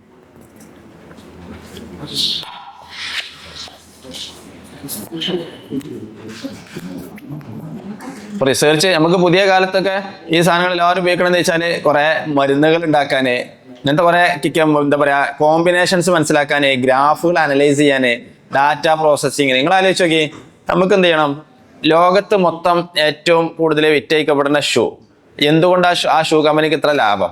അങ്ങനെ അപ്പോൾ ലോകത്തെ മൊത്തം ഷൂ കമ്പനികളെ കുറിച്ച് നമുക്കൊരു ഐഡിയ റിസർച്ച് നടത്തണം. എന്നിട്ട് അതിൽ ഏറ്റവും നല്ല ട്രെൻഡ് ഏതാ മനസ്സിലാക്കണം, അതിൽ ഏറ്റവും നല്ല മാർക്കറ്റിംഗ് സ്ട്രാറ്റജി ഏതാ മനസ്സിലാക്കണം. ഇതൊരു മനുഷ്യന് ചെയ്യണമെന്നുണ്ടെങ്കിൽ ഒരു ടീമിനെ ഏൽപ്പിക്കണം. ഈ ടീം ലോകത്ത് ഓരോ രാജ്യത്തെയും ഷൂ കമ്പനിയെ വിസിറ്റ് ചെയ്യണം, അവരുടെ വെബ്സൈറ്റ് പോയി സന്ദർശിക്കണം, അവരുടെ സ്ട്രാറ്റജീസിനെ കുറിച്ച് പഠിക്കണം, അവരുടെ സിഇഒക്ക് കോൾ ചെയ്യണം, ഒക്കെ ചെയ്യണം. അതേ സമയത്ത് നമ്മൾ AI പ്രോംപ്റ്റ് കൊടുക്കണേ, be a researcher and marketing analyst and search for every websites, every shoe companies of the world and conduct a market research about that. എന്നിട്ട് എനിക്കൊരു റിപ്പോർട്ട് ഉണ്ടാക്കി തരണം, what is the best marketing strategy. ഇയാൾ ലോകത്തുള്ള എല്ലാ വെബ്സൈറ്റും പോയി check ചെയ്യുന്നു, ലോകത്തുള്ള എല്ലാ ഷോ കമ്പനികളെ കുറിച്ചും പഠിക്കുന്നു, ദ്രുതഗതിയിൽ നല്ലൊരു റിപ്പോർട്ട് നമുക്ക് തരുന്നു. ഇത് നമ്മൾ മാനുവലി നമ്മൾ ചെയ്യണമെങ്കിൽ കോടികൾ നമ്മൾ ഇൻവെസ്റ്റ് ചെയ്യണം. യാത്ര, അങ്ങോട്ടുള്ള യാത്രകൾ, ഇങ്ങോട്ടുള്ള യാത്രകൾ, ചെലവുകൾ, സംസാരം, ഇന്റർവ്യൂസ്, അപ്പൻഡിക്സസ്, പിന്നെ റിസർച്ച് സാധനങ്ങൾ. ഇത് നമുക്ക് 2 മിനിറ്റ് കൊണ്ട് അല്ലെങ്കിൽ 5 മിനിറ്റ് കൊണ്ട് ഡീപ്പ് റിസർച്ച് പറഞ്ഞ സാധനം ഉണ്ടാവും. അതിൽ നോക്കിയാൽ ഡീപ്പ് റിസർച്ച് ChatGPTയിലും പെർപ്ലക്സിറ്റിയിലൊക്കെ ഉണ്ട് ഡീപ്പ് റിസർച്ച്. അതിട്ടാൽ നമുക്ക് ഉടനെ ആൻസർ കിട്ടൂല, കുറേ സമയം എടുക്കും. എന്താണെന്ന് വെച്ചാൽ മുമ്പ് ഇങ്ങനെ കുറേ സെർച്ച് ചെയ്ത് വെബ്സൈറ്റുകളൊക്കെ ചെക്ക് ചെയ്ത് ലാസ്റ്റാണ് ആൻസർ തരിക. അപ്പോൾ എന്ത് ലാഭമാണ് നമുക്ക്? യാത്ര പോകണ്ട, ലാബേഴ്സിൻ്റെ ആവശ്യമില്ല, ഞമ്മക്ക് സമയം ചെലവാക്കേണ്ട ആവശ്യമില്ല, എന്ത് സുഖം. ഇപ്പം മനുഷ്യന് ഉപകാരമായി എന്നുള്ളതാണ് ഈ സാധനങ്ങളൊക്കെ. എത്രയോ സമയം ലാഭിക്കാൻ പറ്റി, ഉപയോഗിക്കണം എന്നാണ് ഞാൻ പറയണത്.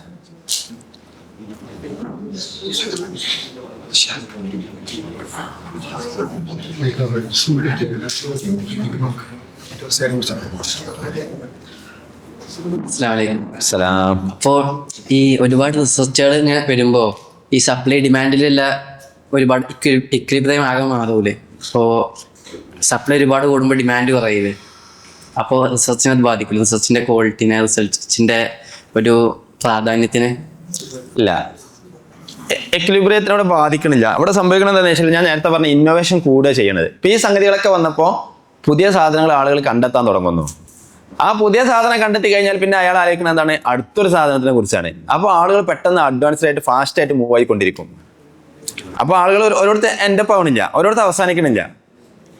ഇക്വിലിബ്രിയം പിന്നെ ഈ ഒരു സാധനം കൊളാപ്സ് ആവില്ല എങ്ങനെയാണെന്ന് വെച്ചാൽ ഡിമാൻഡ് ഇല്ലാതാവുമ്പോഴാണ്. ഇത് ഡിമാൻഡ് കൂടുകയാണ്. കാരണം നമ്മൾ റിസർച്ച് നടത്തിയൊരു ഷൂ കമ്പനി തുടങ്ങി, ആ ഷൂ കമ്പനി തുടങ്ങിയ സമയത്ത് നല്ല കച്ചവടമൊക്കെ ഉണ്ട്. അടുത്തൊരാൾ റിസർച്ച് നടത്തി, അടുത്തൊരാളുടെ റിസർച്ച് എന്തായിരിക്കും, ഇതിനെ കുറിച്ചായിരിക്കും, ഇതിനെങ്ങനെ ടാക്കിൾ ചെയ്യാം. അപ്പോൾ അടുത്തൊരു പുതിയൊരു സാധനം വരും. അപ്പോൾ ഈ മാർക്കറ്റിംഗ് റിസർച്ച് ഇങ്ങനെ പ്രോംപ്റ്റ് ഒക്കെ കൊടുക്കുന്ന പ്രോംപ്റ്റ് എഞ്ചിനീയേഴ്സിന് ഡിമാൻഡ് കൂടും. അപ്പോൾ ആളുകളൊക്കെ പ്രോംപ്റ്റ് എഞ്ചിനീയറിംഗ് പഠിക്കാൻ തുടങ്ങും. അപ്പോൾ പ്രോംപ്റ്റ് എഞ്ചിനീയേഴ്സിന് അവിടെ വെക്കാൻ പറ്റും. അപ്പോൾ സ്വാഭാവികമായിട്ട് പഠിപ്പിക്കണ കുറേ ആൾക്കാർ വരും. അങ്ങനെ ഈ സാധനം എന്ത് ചെയ്യും, ഇവോൾവ് ആയിക്കൊണ്ടേയിരിക്കും. അപ്പോൾ നമ്മൾ പെട്ടെന്ന് ആൾക്കാർക്ക് അഡ്വാൻസ്മെന്റ് വരെ ചെയ്യുക, അല്ലാതെ എന്ത് ചെയ്യൂല, സ്റ്റെക്ക് ആവൂല. അതാണ് ഞാൻ പറഞ്ഞത്, ഇന്നോവേഷൻ എന്നുള്ളത് ലോകത്തിന് ആവശ്യമാണ്. ഒരു ടെക്നോളജി ഇപ്പോൾ 2G വന്നാൽ അപ്പോൾ ആദ്യം ഇന്റർനെറ്റ് ഇല്ലേനെ. അപ്പോൾ ഇന്റർനെറ്റ് വന്നപ്പോൾ എല്ലാവർക്കും ഭയങ്കര സംഭവം. അപ്പോൾ നമ്മൾ ആലോചിച്ച് എന്ത്, ഇന്റർനെറ്റ് വന്നതോട് കൂടി ഇപ്പോൾ ആൾക്കാർ എന്ത് ചെയ്യൂല, യാത്ര ഒന്നും ചെയ്യൂല, ഒക്കെ ഇപ്പോൾ ഇന്റർനെറ്റ് ആയി ഫുൾ ചെയ്ത് കിട്ടൂലേ. അപ്പോൾ ആൾക്കാർക്കുള്ള ടെൻഷൻ എന്താ, സ്പീഡില്ലാന്നാണ്. അപ്പോൾ ആ സ്പീഡിനെ ടാക്കിൾ ചെയ്യാൻ അടുത്ത ടെക്നോളജി കണ്ടെത്തി. അപ്പോൾ 3G 5G 6G ആ ലെവലിലേക്ക് എത്തി. അപ്പോൾ ഇപ്പോൾ ടെക്നോളജി ഇന്റർനെറ്റ് ഒക്കെ നല്ല സ്പീഡ് ഉണ്ട്. ഇപ്പോൾ ആൾക്കാർക്ക് എന്താണ്, ഇതൊക്കെ ഇപ്പോൾ നമ്മൾ തന്നെ ചെയ്യേണ്ട. ഇപ്പോൾ സെർച്ചിങ്ങും ഇതൊക്കെ ആവും വില തന്നെ ചെയ്തെന്നാൽ അപ്പോൾ അങ്ങനെ AI എന്നുള്ള സാധനം വരുന്നത്. ഇപ്പോൾ AI തന്നെ എല്ലാം ചെയ്യുന്നുണ്ട്. ഇപ്പം മനുഷ്യന്മാരെ ആലോചിക്കണം എന്തിനാ അറിയാം, മനുഷ്യന്റെ ഫുള്ളി അതാണ് സൂപ്പർ AI എല്ലാം. ഇനി ഇപ്പം നമ്മൾ AIനെ പ്രോംപ്റ്റ് കൊടുക്കണ്ടേ, കുറെ കാര്യങ്ങൾ ചെയ്യണ്ടേ, ഇനി അതും നമ്മൾ ചെയ്യരുത്, അതിന്റെ ആവശ്യം നമുക്ക് വരരുത്. ഇതൊക്കെ മൂപ്പര് കണ്ടന്റ് ചെയ്യണം. ഇതാണ് സൂപ്പർ AI. അടുത്തൊരു വരാനുള്ളൊരു സാധനം അതാണ് സൂപ്പർ AI. അപ്പൊ മനുഷ്യന്മാർക്ക് എന്ത് കിട്ടുന്നു, മനുഷ്യനാവാനുള്ള സമയം കിട്ടുന്നു എന്നുള്ളതാണ്. ഇത്രയും കാലത്തൊക്കെ നമ്മൾ ചെയ്യുമ്പോൾ ഉദാഹരണം റിസർച്ച് നടത്താനും വേണ്ടി ഇപ്പോൾ മൊയ്മലയമ്മ പെരയുന്ന ഇറങ്ങി, ഉദാഹരണം മൊയ്മലയമ്മ അവിടെ വീട്ടിൽ നിന്ന് ഇറങ്ങിയാൽ അപ്പോൾ മൂപ്പര വൈഫ് ഉദാഹരണം ഇർഷാന ഇർഷാൻ ഇങ്ങനെ വെയിറ്റ് ചെയ്യണം. പോയോ ഹോളിന്റെ സ്റ്റുഡൻ്റ് അതുകൊണ്ട് പറയാം കേട്ടോ. അപ്പോൾ മുപ്പത്തിയാറ് ഇങ്ങനെ വെയിറ്റ് ചെയ്യണേ. എൻ്റെ പുതിയാപ്പിള ഞാൻ വരിക ഒരാഴ്ച കഴിഞ്ഞിട്ട് 2 ആഴ്ച കാരണം റിസർച്ചിന് പോയതാണ്. ഇതിപ്പോൾ പുതിയാപ്പിളക്ക് 5 മിനിറ്റ് കൊണ്ട് റിസർച്ച് ആയാലും പുതിയാപ്പിള വരെ ഉണ്ടാവില്ലേ. കാരണം ആൾക്കാർക്ക് ജീവിക്കാൻ സമയം കിട്ടിയെന്നുള്ളതാണ്. മനുഷ്യന്റെ ധർമ്മം എന്ന് പറയുന്നത് ക്വാളിറ്റി ഓഫ് ലൈഫാണ്. സ്നേഹിക്കുക, സ്നേഹിക്കപ്പെടുക, മക്കളെ കൂടെ, ഫാമിലിൻ്റെ കൂടെ. അപ്പോൾ ജീവിക്കാൻ സമയം കിട്ടിയെന്നുള്ളതാണ്. അപ്പോൾ സൂപ്പർ AI ഗുണി വന്നാൽ ജീവിക്കാൻ കുറേ സമയം കിട്ടും. അപ്പോൾ ഇതുകൊണ്ടൊന്നും സ്റ്റക്ക് ആവണില്ല, മുന്നോട്ട് ഇങ്ങനെ പോയിക്കൊണ്ടിരിക്കുക ചെയ്യുന്നത്. നമ്മൾ പറഞ്ഞെന്താ ഇതൊക്കെ വന്നു കഴിഞ്ഞാൽ മനുഷ്യന്മാർ മടിയന്മാരാവും, മനുഷ്യന്മാർ അങ്ങനെ ആവും ഇങ്ങനെ ആവും. അങ്ങനല്ല, അതിൻ്റെ ഒരു ഡിസ്ട്രക്റ്റീവ് വശമാണ്. പക്ഷെ അപ്പുറത്തൊരു കൺസ്ട്രക്റ്റീവ് വശമുണ്ട്. നമ്മളെപ്പോഴും അതാണ് ഫോക്കസ് ചെയ്യേണ്ടത്. എല്ലാത്തിനും അതിൻ്റെതായ ഡിസ്ട്രക്ഷനും ഉണ്ടാവും, കൺസ്ട്രക്ഷനും ഉണ്ടാവും. കൺസ്ട്രക്ഷനിൽ ഫോക്കസ് ചെയ്യുന്ന ആൾക്കാർക്ക് ലൈഫ് ഹാപ്പി ആവും. മറ്റൊരു ഇങ്ങനെ ടെൻഷൻ അടിച്ച് നടക്കേണ്ടി വരും.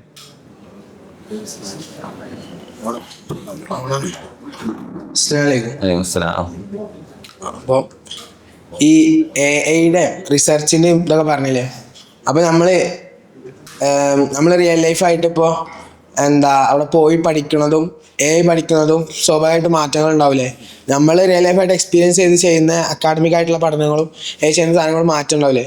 അപ്പോൾ അങ്ങനെ വരുമ്പോൾ നമ്മൾ അങ്ങനെ യൂസ് ചെയ്ത് ചെയ്യുമ്പോൾ പിന്നീട് വരുന്ന നോളേജ് പ്രൊഡക്ഷനിലും കാര്യങ്ങളിലും അതിൻ്റെ ക്വാളിറ്റിയും സാധനത്തിനും ഇത് ബാധിക്കൂലേ. അങ്ങനെ ആകുമ്പോൾ നമ്മളെ അക്കാഡമിക്സ് ലെവലിലെയും സാധനങ്ങളും സ്വാഭാവികമായിട്ടത് ഡൗൺഗ്രേഡ് ചെയ്യല്ലേ ചെയ്യുന്നത് ഇങ്ങനെ നമ്മൾ യൂസ് ചെയ്യുന്നതോടുകൂടി.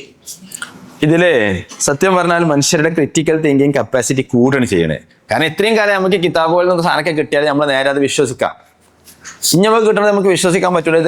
ഇത് ശരിയാണെന്ന് വെരിഫൈ ചെയ്യണം. വെരിഫൈ ചെയ്യണമെന്നുണ്ടെങ്കിൽ അതിനെക്കുറിച്ച് നമുക്കൊരു ധാരണ വേണം. ആ ധാരണ ഉണ്ടാക്കാൻ ശ്രമിക്കും ഇനി മുതൽ നമ്മൾ. 1, അപ്പം നമ്മൾ ആ ഒരു സ്കില്ല് കൂടും. 2, ഇത് ശരിയാണോ എന്നിങ്ങനെ ഉറപ്പിക്കുക. അപ്പോൾ അതിനെക്കുറിച്ച് ചിന്തിക്കണം, അതിൻ്റെ മറ്റു കാര്യങ്ങളൊക്കെ മാറണം. അപ്പോൾ ക്രിറ്റിക്കൽ തിങ്കിങ്ങും മനുഷ്യന്മാർക്ക് കൂടും. ഈ 2 സ്കില്ലും മനുഷ്യന്മാർക്ക് കൂടും. ഇത് കൂടണമെന്നുണ്ടെങ്കിൽ അതുമായി ബന്ധപ്പെട്ട സാധനം മനുഷ്യൻ പഠിക്കണം. ഇത് ശരിയാണോ തെറ്റാണോ എന്ന് അറിയണമെങ്കിൽ ആദ്യം എന്താണെന്ന് അറിയണ്ടേ. ആ സാധനം മനുഷ്യന് അവിടെ ഒരിക്കലും മിസ്സാവണില്ല. അപ്പോൾ ആ ഒരു സാധനം അവിടെ എപ്പോഴും ഉണ്ടാവും. മറ്റൊരു സാധനം എന്ന് പറയുന്നത് ഇമോഷൻ എന്നുള്ളതാണ്. അതൊരിക്കലും AIക്ക് ചെയ്യാൻ പറ്റൂല. അത് മനുഷ്യന് മാത്രമേ കൊടുക്കാൻ പറ്റുള്ളൂ. ഇപ്പോൾ പറഞ്ഞു എല്ലാം AI പഠിപ്പിച്ചിരുന്നു പറഞ്ഞു, എല്ലാം AI പഠിപ്പിച്ചിരും. പക്ഷേ ഒരു ഗുരുമുഖം എന്ന് പറയുന്ന സാധനമുണ്ട്, ഒരു സ്നേഹം. ഇൻഫർമേഷൻ എന്നുള്ള സാധനം അബണ്ടൻ്റ് ആണ്. ഇപ്പോൾ നോളേജ് കുറവാണ്. ഇൻഫർമേഷൻ ധാരാളമാണ്. ഇപ്പൊ AI കൊണ്ട് ഇൻഫർമേഷൻ കിട്ടും, ഗൂഗിളിൽ സെർച്ച് ചെയ്താൽ ഇൻഫർമേഷൻ കിട്ടും. നോളേജ് എന്ന് പറഞ്ഞാൽ മാരിഫത്താണ്. ഈ സാധനം ഒരു ഗുരുമുഖത്ത് നിന്ന് കിട്ടുന്ന സാധനമാണ്. ഒരു ഗുരുവിന്റെ സന്നിധി പോയിട്ട് ആ ഒരു സ്നേഹം, ആ ഒരു വാത്സല്യം, അതിലൂടെ കിട്ടുന്ന ഒരു സാധനം ഉണ്ട്. ഇതാണ് ശരിക്കും നോളേജ് എന്ന് പറഞ്ഞാൽ ജ്ഞാനം എന്ന് പറഞ്ഞ സാധനം. മറ്റേത് ഇൻഫർമേഷനാണ്. ഇൻഫർമേഷൻ്റെ ആധിക്യം എമ്പാടും. ഇപ്പോൾ ആൾക്കാർ ലിമിറ്റഡ് റിസോഴ്സസ് എന്നാ പറയാം. കുറേ റിസോഴ്സ് ഉണ്ടായാലും നമുക്ക് പാടെ വായിക്കാൻ നേരം കിട്ടൂല, വായിക്കാൻ തോന്നില്ല. ലിമിറ്റഡ് സാധനങ്ങളാണെങ്കിൽ നമ്മളത് വായിക്കും. അപ്പോൾ അവൻ്റെ ഒരു ചോദ്യം, എന്താ പറയുക, എല്ലാം AI കിട്ടൂല, എല്ലാം പഠിപ്പിച്ചു തരുമ്പോൾ അത് മതിയാവൂല എന്നുള്ളൊരു ചോദ്യം ആൻസറാണ്. രണ്ടാമത്, ഇങ്ങനെ വന്നാൽ ഇൻഫർമേഷൻ അല്ലെങ്കിൽ നോളേജിന്റെ സഫിഷ്യൻസി ഭാവിയിൽ വരുന്ന ഓതന്റിസിറ്റി എത്രത്തോളം ഉണ്ടാവുന്നതാണ് ചോദ്യം. ഓതന്റിസിറ്റി കൂടെ ചെയ്യാം. കാരണം ഇത്രയും നമുക്ക് കിട്ടിയിരുന്നത് ആ ഒരു സോഴ്സ് മാത്രമേ ഉള്ളൂ. ഇപ്പൊ നമുക്ക് ഒരുപാട് സോഴ്സുകളുണ്ട്. ഈ സോഴ്സുകളൊക്കെ കൊടുത്തിട്ട് നമുക്ക് ഇതിനെന്ത് ചെയ്യാൻ പറ്റും, കമ്പയർ ചെയ്യാൻ പറ്റും AI കൊണ്ട്. ഇതിലേറ്റവും ഓതന്റിക് ഏതാണെന്നുള്ളത് തെളിവുകളുടെ സഹിതം AI കൊണ്ട് നമുക്ക് സെലക്ട് ചെയ്യിപ്പിക്കാനും പറ്റും. അപ്പൊ ഓതന്റിക് ആയിട്ടുള്ള സാധനത്തെ നമുക്ക് സെലക്ട് ചെയ്യാൻ സുഖമാണ്. ഇപ്പോൾ മറ്റേ പണ്ട് നമുക്കൊരു ഇതാ ഓതന്റിക് ആണോ അല്ലേന്ന് പറയണമെങ്കിൽ നമുക്ക് ഇതേപോലത്തെ കുറെ പുസ്തകങ്ങൾ വായിച്ചുണ്ടാക്കണം. ആ പുസ്തകം നമുക്ക് അവൈലബിൾ ആയിക്കൊള്ളുന്നില്ല.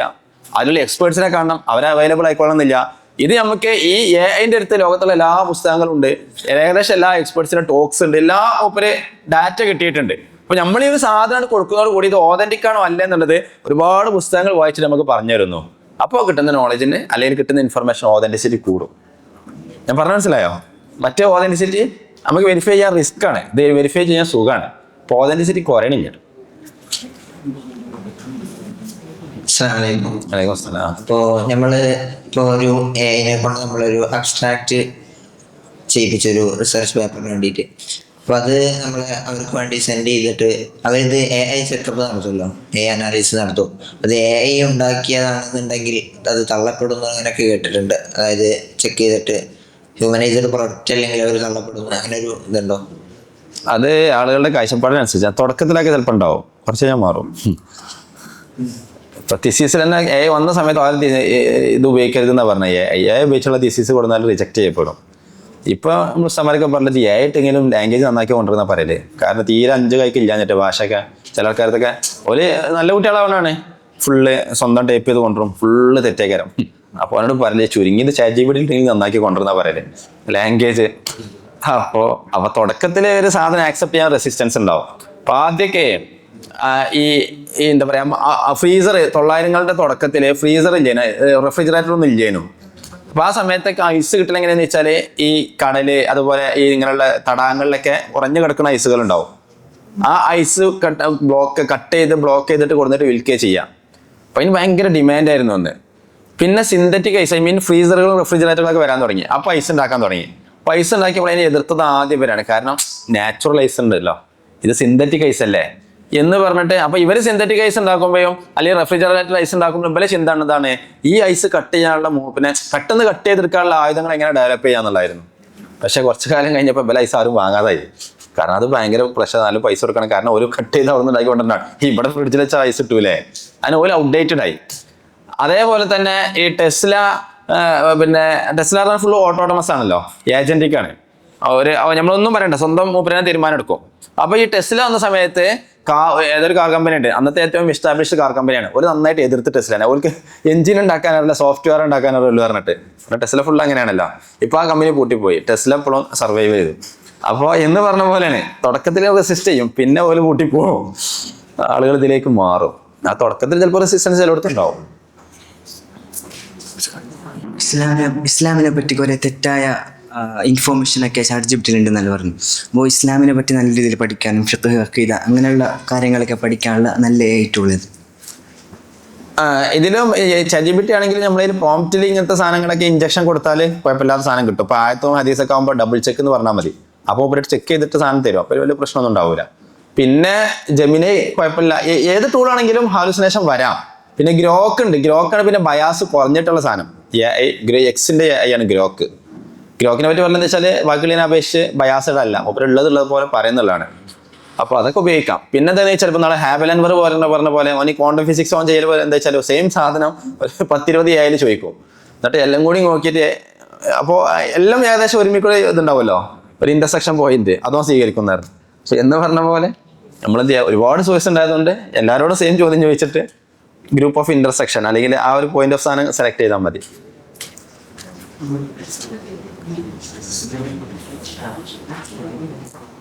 സൗദിക്ക് ഡിസൈൻ ചെയ്യുന്നുണ്ട് ഇങ്ങനത്തെ കുറെ സാധനങ്ങളൊക്കെ. പിന്നെ നിങ്ങളൊക്കെ ചെയ്യും, ഞങ്ങനത്തെ കുറെ സാധനം പക്ക ഓതന്റിക് ആയിട്ടുള്ള സാധനങ്ങളൊക്കെ ചെയ്യും. നമ്മളെ ഭാഗത്തുനിന്ന് അങ്ങനത്തെ നല്ല സാധനങ്ങളൊന്നും ഇല്ല ചെയ്യാൻ പറ്റിയ, ഓതന്റിക് ആയിട്ടുള്ള സാധനങ്ങളൊന്നും ഇല്ല.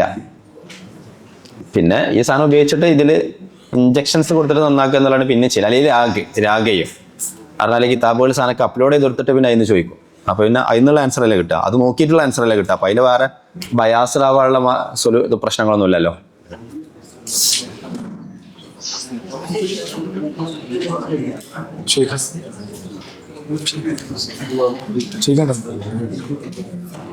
അക്യുറസി കൂടുന്നുള്ളതാണ്. ഇപ്പോൾ ടെസ്ല ഇവിടെ വന്നാലുള്ള എന്താ വെച്ചാൽ ഇൻഷുറൻസ് കമ്പനികൾക്ക് നഷ്ടമാവുന്ന പറയല്. കാരണം ആക്സിഡന്റ് ഉണ്ടാവില്ല. കാരണം ഇത് പ്രോഗ്രാംഡ് ആണ്. മാനുവലി ആകുമ്പോൾ ചിലപ്പോൾ ഒരാൾ ഭയങ്കര ടെൻഷനിലാണ്, ഹാലടിച്ച് വണ്ടി ഓട്ടി കാർ അടിച്ചു ഉദാഹരണം. ഇതിനിപ്പോൾ ആ പ്രശ്നം വരുന്നില്ലല്ലോ, ഹാലടിയില്ലല്ലോ. പിന്നെ അപ്പോൾ ഇങ്ങനത്തെ സംഗതി വന്നാൽ അക്യുറസി കൂടും. സർജറി ഒക്കെ ഭയങ്കരമാണ്. മനുഷ്യന്മാർ മാനുവലി സർജറി ചെയ്യുന്ന സമയത്ത് നിങ്ങൾ ആലോചിക്കുക, ആ ചോര കാണുമ്പോൾ മറ്റേ കാണുമ്പോൾ ഒരു ടെൻഷൻ, പേടി, ബേജാറ്, അല്ലെങ്കിൽ അതിൻ്റെ അടി കയ്യ് കത്രിക മറന്നേക്കുക, പഞ്ഞി മറന്നേക്കുക, ഇങ്ങനത്തെ കുറേ പ്രശ്നങ്ങൾ അതിൻ്റെ അടിയിൽ വരും. മാത്രമല്ല 2 കയ്യല്ലുള്ളൂ. ഇത് പറഞ്ഞാൽ അങ്ങനെയല്ല. അപ്പൊ സർജറി ഒക്കെ അങ്ങനെയാണ്, ഇത് കോർഡിനേറ്റഡ് ആണ്. ഇതിനറിയാം എന്താ ചെയ്യേണ്ടത്, ഫുള്ള് പ്രോഗ്രാം ചെയ്ത് വെച്ചേക്കണേ.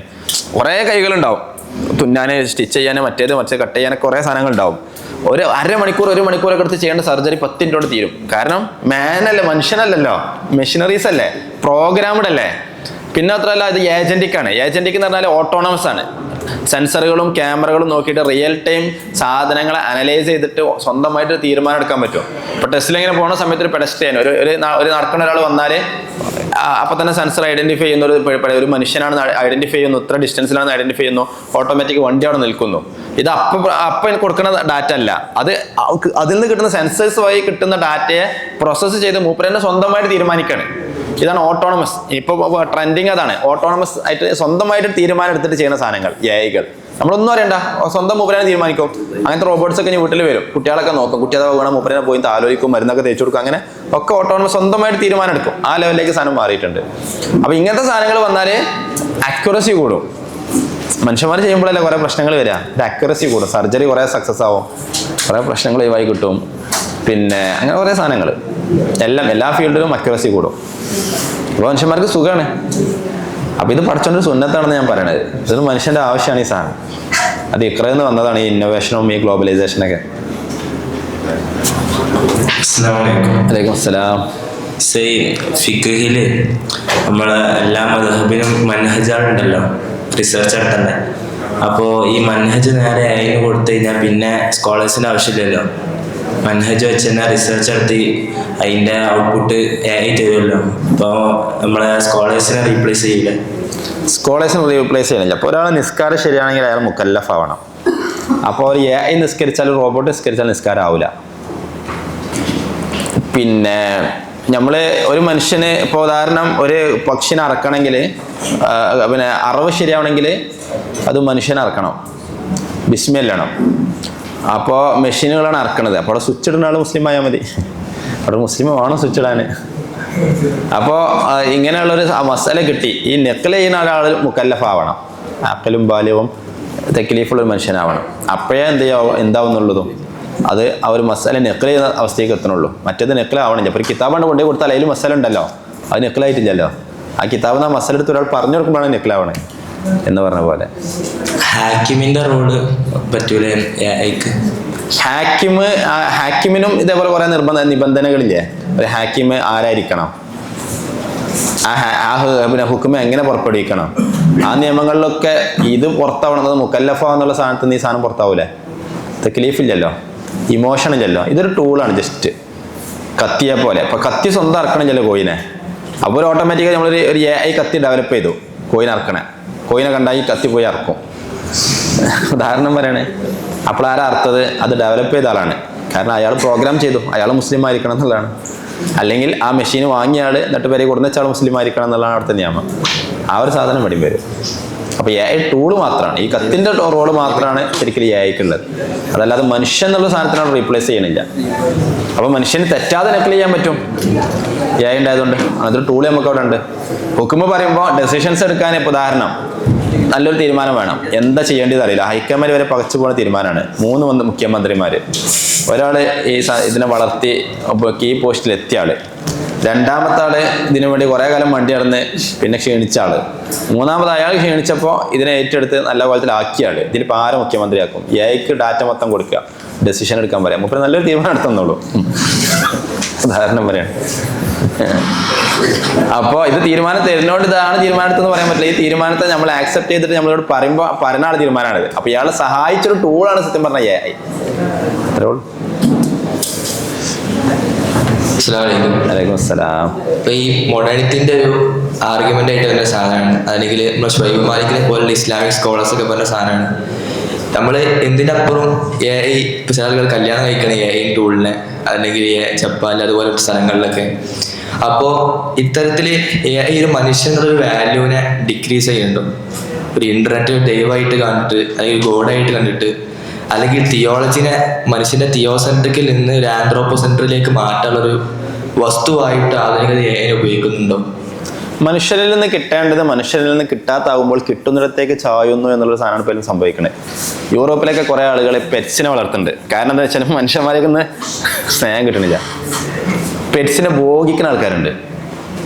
കാരണം പെറ്റ്സ് റിയലാണ്, സ്നേഹം സിൻസിയറാണ്. ഇത് മനുഷ്യന്മാരെന്താണ് യൂസ് ചെയ്തിട്ട് ഡ്രോപ്പ് ചെയ്യാണ്. അപ്പോൾ കിട്ടുന്നൊരു സാധനത്തിൽ സന്തോഷം കണ്ടെത്തും. ഇപ്പൊ സെക്സ് ടോയ്സ് ഒക്കെ ഉണ്ട്. ശരിക്കും അത് ടോയ്സ് അല്ലേ, അതിനൊക്കെ എന്ത് സെക്സ്?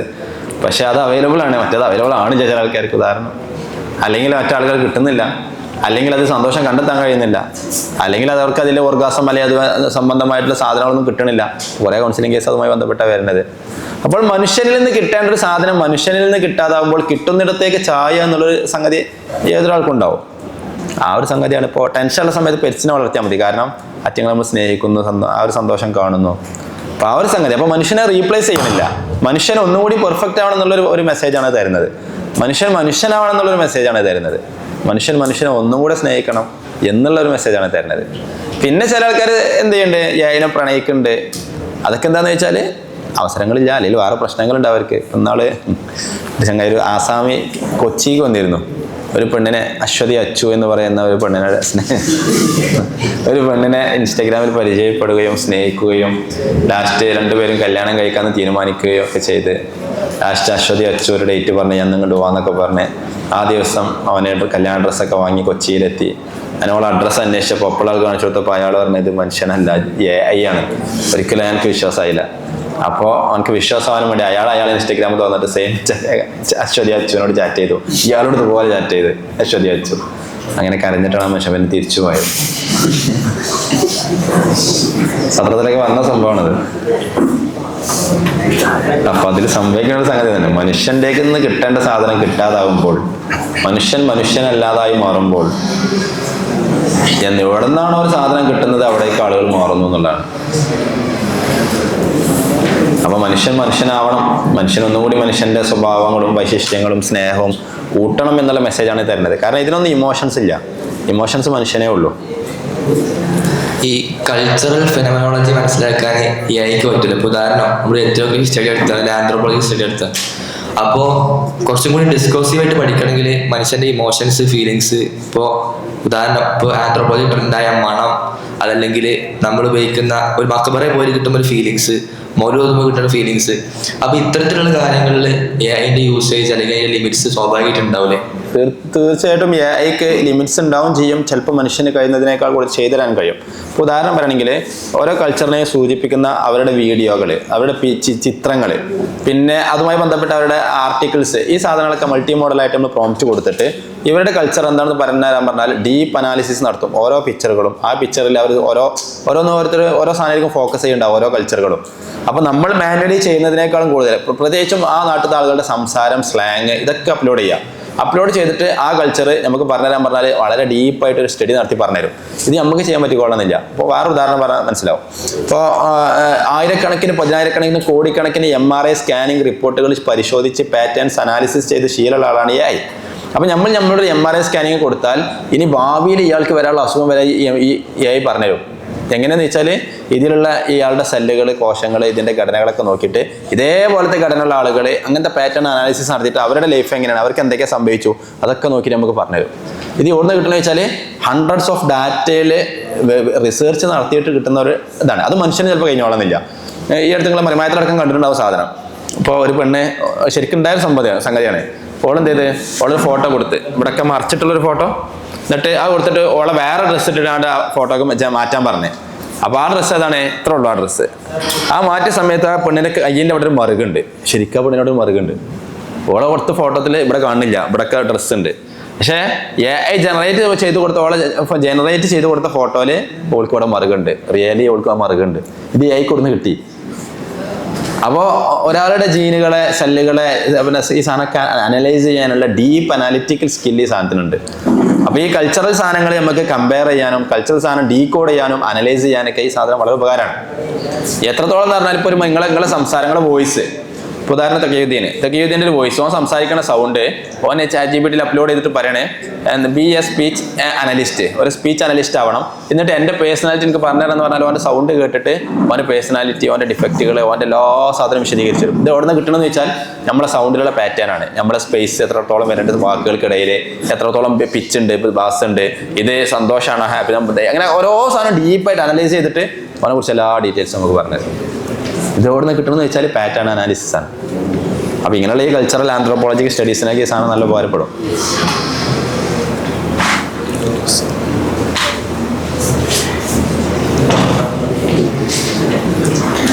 ഇങ്ങനെയൊക്കെ ആവുന്ന സമയത്ത് നമ്മുടെ പ്രൈവസി മാറ്റേഴ്സിൽ നമുക്ക് എന്താ പറയുക ഭംഗി വരുന്നില്ലേ? തീർച്ചയായിട്ടും പ്രൈവസി ഭയങ്കര ഇതാണ്. കാരണം നമുക്ക് ഇങ്ങനെ പ്രൈവസി നഷ്ടപ്പെടാനില്ല എന്നുള്ളതാണ് എനിക്ക് ആദ്യം പറയാനുള്ളത്. ഒക്കെ ബ്രീച്ച് ആയിണ്. കാരണം UID ആധാർ കൊടുത്തോടുകൂടി നമ്മളെ ബയോമെട്രിക്സ് മൊത്തം പോയില്ലേ. നമ്മളെ കണ്ണ്, പിന്നെ ഫേസ്, നമ്മുടെ ഫിംഗർ പ്രിന്റ്, ഇതൊക്കെ ഓൾറെഡി പാശ്ചാത്യർക്ക് നമ്മൾ വിറ്റിട്ടുണ്ട് നമ്മളെ ഡാറ്റ മൊത്തം. ഇനി വിൽക്കാനൊന്നും ബാക്കിയില്ല. പിന്നെ സോഷ്യൽ മീഡിയ അക്കൗണ്ടുകളൊക്കെ തുടങ്ങി. ഇൻസ്റ്റാഗ്രാമൊക്കെ ഉപയോഗിക്കുന്ന ആളുകളല്ലേ നിങ്ങൾ? ഇൻസ്റ്റ ഉപയോഗിക്കുന്നതോട് കൂടി ഞങ്ങൾക്ക് ഇസ്രായേലിനൊക്കെ നമ്മൾ കൊല്ലാൻ നല്ല സുഖമാണ്. കാരണം അതിൽ കൃത്യമായിട്ട് നമ്മുടെ ലൊക്കേഷൻ സാധനങ്ങളൊക്കെ ഉണ്ടാവും. ഓരാണ് ഇത് മാനേജ് ചെയ്യണത്. അപ്പോൾ നമുക്കൊന്നും നഷ്ടപ്പെടാനൊന്നുമില്ല ഡാറ്റ. അപ്പോൾ സ്വാഭാവികമായിട്ടും ഇങ്ങനത്തെ കുറേ സാധനങ്ങൾ വരുമ്പോൾ എന്തായാലും പ്രൈവസിക്ക് പ്രശ്നങ്ങളുണ്ട്. അപ്പോൾ അവിടെയൊക്കെ പിന്നെ എന്താണെന്ന് വെച്ചാൽ ടെക്നോളജി ഉപയോഗിക്കാതിരിക്കുക എന്നുള്ളതാണ് പിന്നെ അതിനുള്ള മാർഗം. ലാസ്റ്റ് ഒരു ടെക്നോളജി ഇല്ലാതെ സിമ്പിൾ ടെക്നോളജി മാത്രം ഉണ്ടായിരുന്ന സാധനമാണ് പേജർ. അപ്പോൾ അതുകൊണ്ടാണ് ഒരു ഫോണൊക്കെ ഒഴിവാക്കാൻ ലാസ്റ്റ് പേജർക്ക് മാറിയത്. പേജർ ഉപയോഗിച്ചപ്പോൾ അതിലും പ്രശ്നം. അതിൽ 3 ഗ്രാം സ്ഫോടക വസ്തുക്കൾ ഓരോ പേജറിലും അറ്റാച്ച് ചെയ്തിരുന്നു. അപ്പോൾ സ്പെഷ്യൽ കോഡുണ്ട്. ആ കോഡ് അയക്ക് വന്നാൽ ആ സാധനം പൊട്ടിത്തെറിക്കും. അപ്പോൾ ഒരു എന്ത് ചെയ്ത് ഇവരെ ഈ പേജറിലൊക്കെ സാധനം വെച്ചിട്ട് ലാസ്റ്റ് ഇവരെ പിന്നെ എല്ലാവരും കൊല്ലണം. അപ്പോൾ ആ കൊല്ലേണ്ട സമയത്ത് ആ മെസ്സേജ് അയച്ചു, ആ കോഡ് വെച്ച് മെസ്സേജ് അയച്ചു. ഓപ്പൺ ആക്കിയ ആൾക്കാരൊക്കെ അപ്പോൾ തന്നെ സാധനം പൊട്ടിത്തെറിച്ച് കുറേ ആൾക്കാർ മരിച്ചു, കുറേ ആൾക്കാർ അപകടത്തിൽപ്പെട്ടു. അപ്പോൾ ഇസ്രായേൽ ആ സാധനം ചെയ്തു എന്നുള്ളതാണ്. അപ്പോൾ വളരെ സിമ്പിൾ ടെക്നോളജി മാത്രം ഉപയോഗിക്കുന്ന സാധനമാണ്. ജസ്റ്റ് മെസ്സേജിങ്ങിനും ഇത് മാത്രം പാസ് ചെയ്യാറുണ്ട്. അപ്പോൾ ടെക്നോളജി മൊബൈൽ ഫോണുകൾ സാധനങ്ങളൊന്നും ഇപ്പോൾ മൊബൈൽ ഫോണിന് സ്വിച്ച് ഓഫ് ആക്കിയാലും നമ്മൾ ലൊക്കേഷൻ കിട്ടും കയ്യിലുണ്ടെങ്കിൽ. അപ്പോൾ ടെക്നോളജികളൊന്നും ഉപയോഗിക്കാതിരിക്കുക എന്നുള്ളതാണ്. ഇനി പ്രൈവസി ഉണ്ടെങ്കിൽ പോകാതിരിക്കാനുള്ള ഒരു മാർഗം.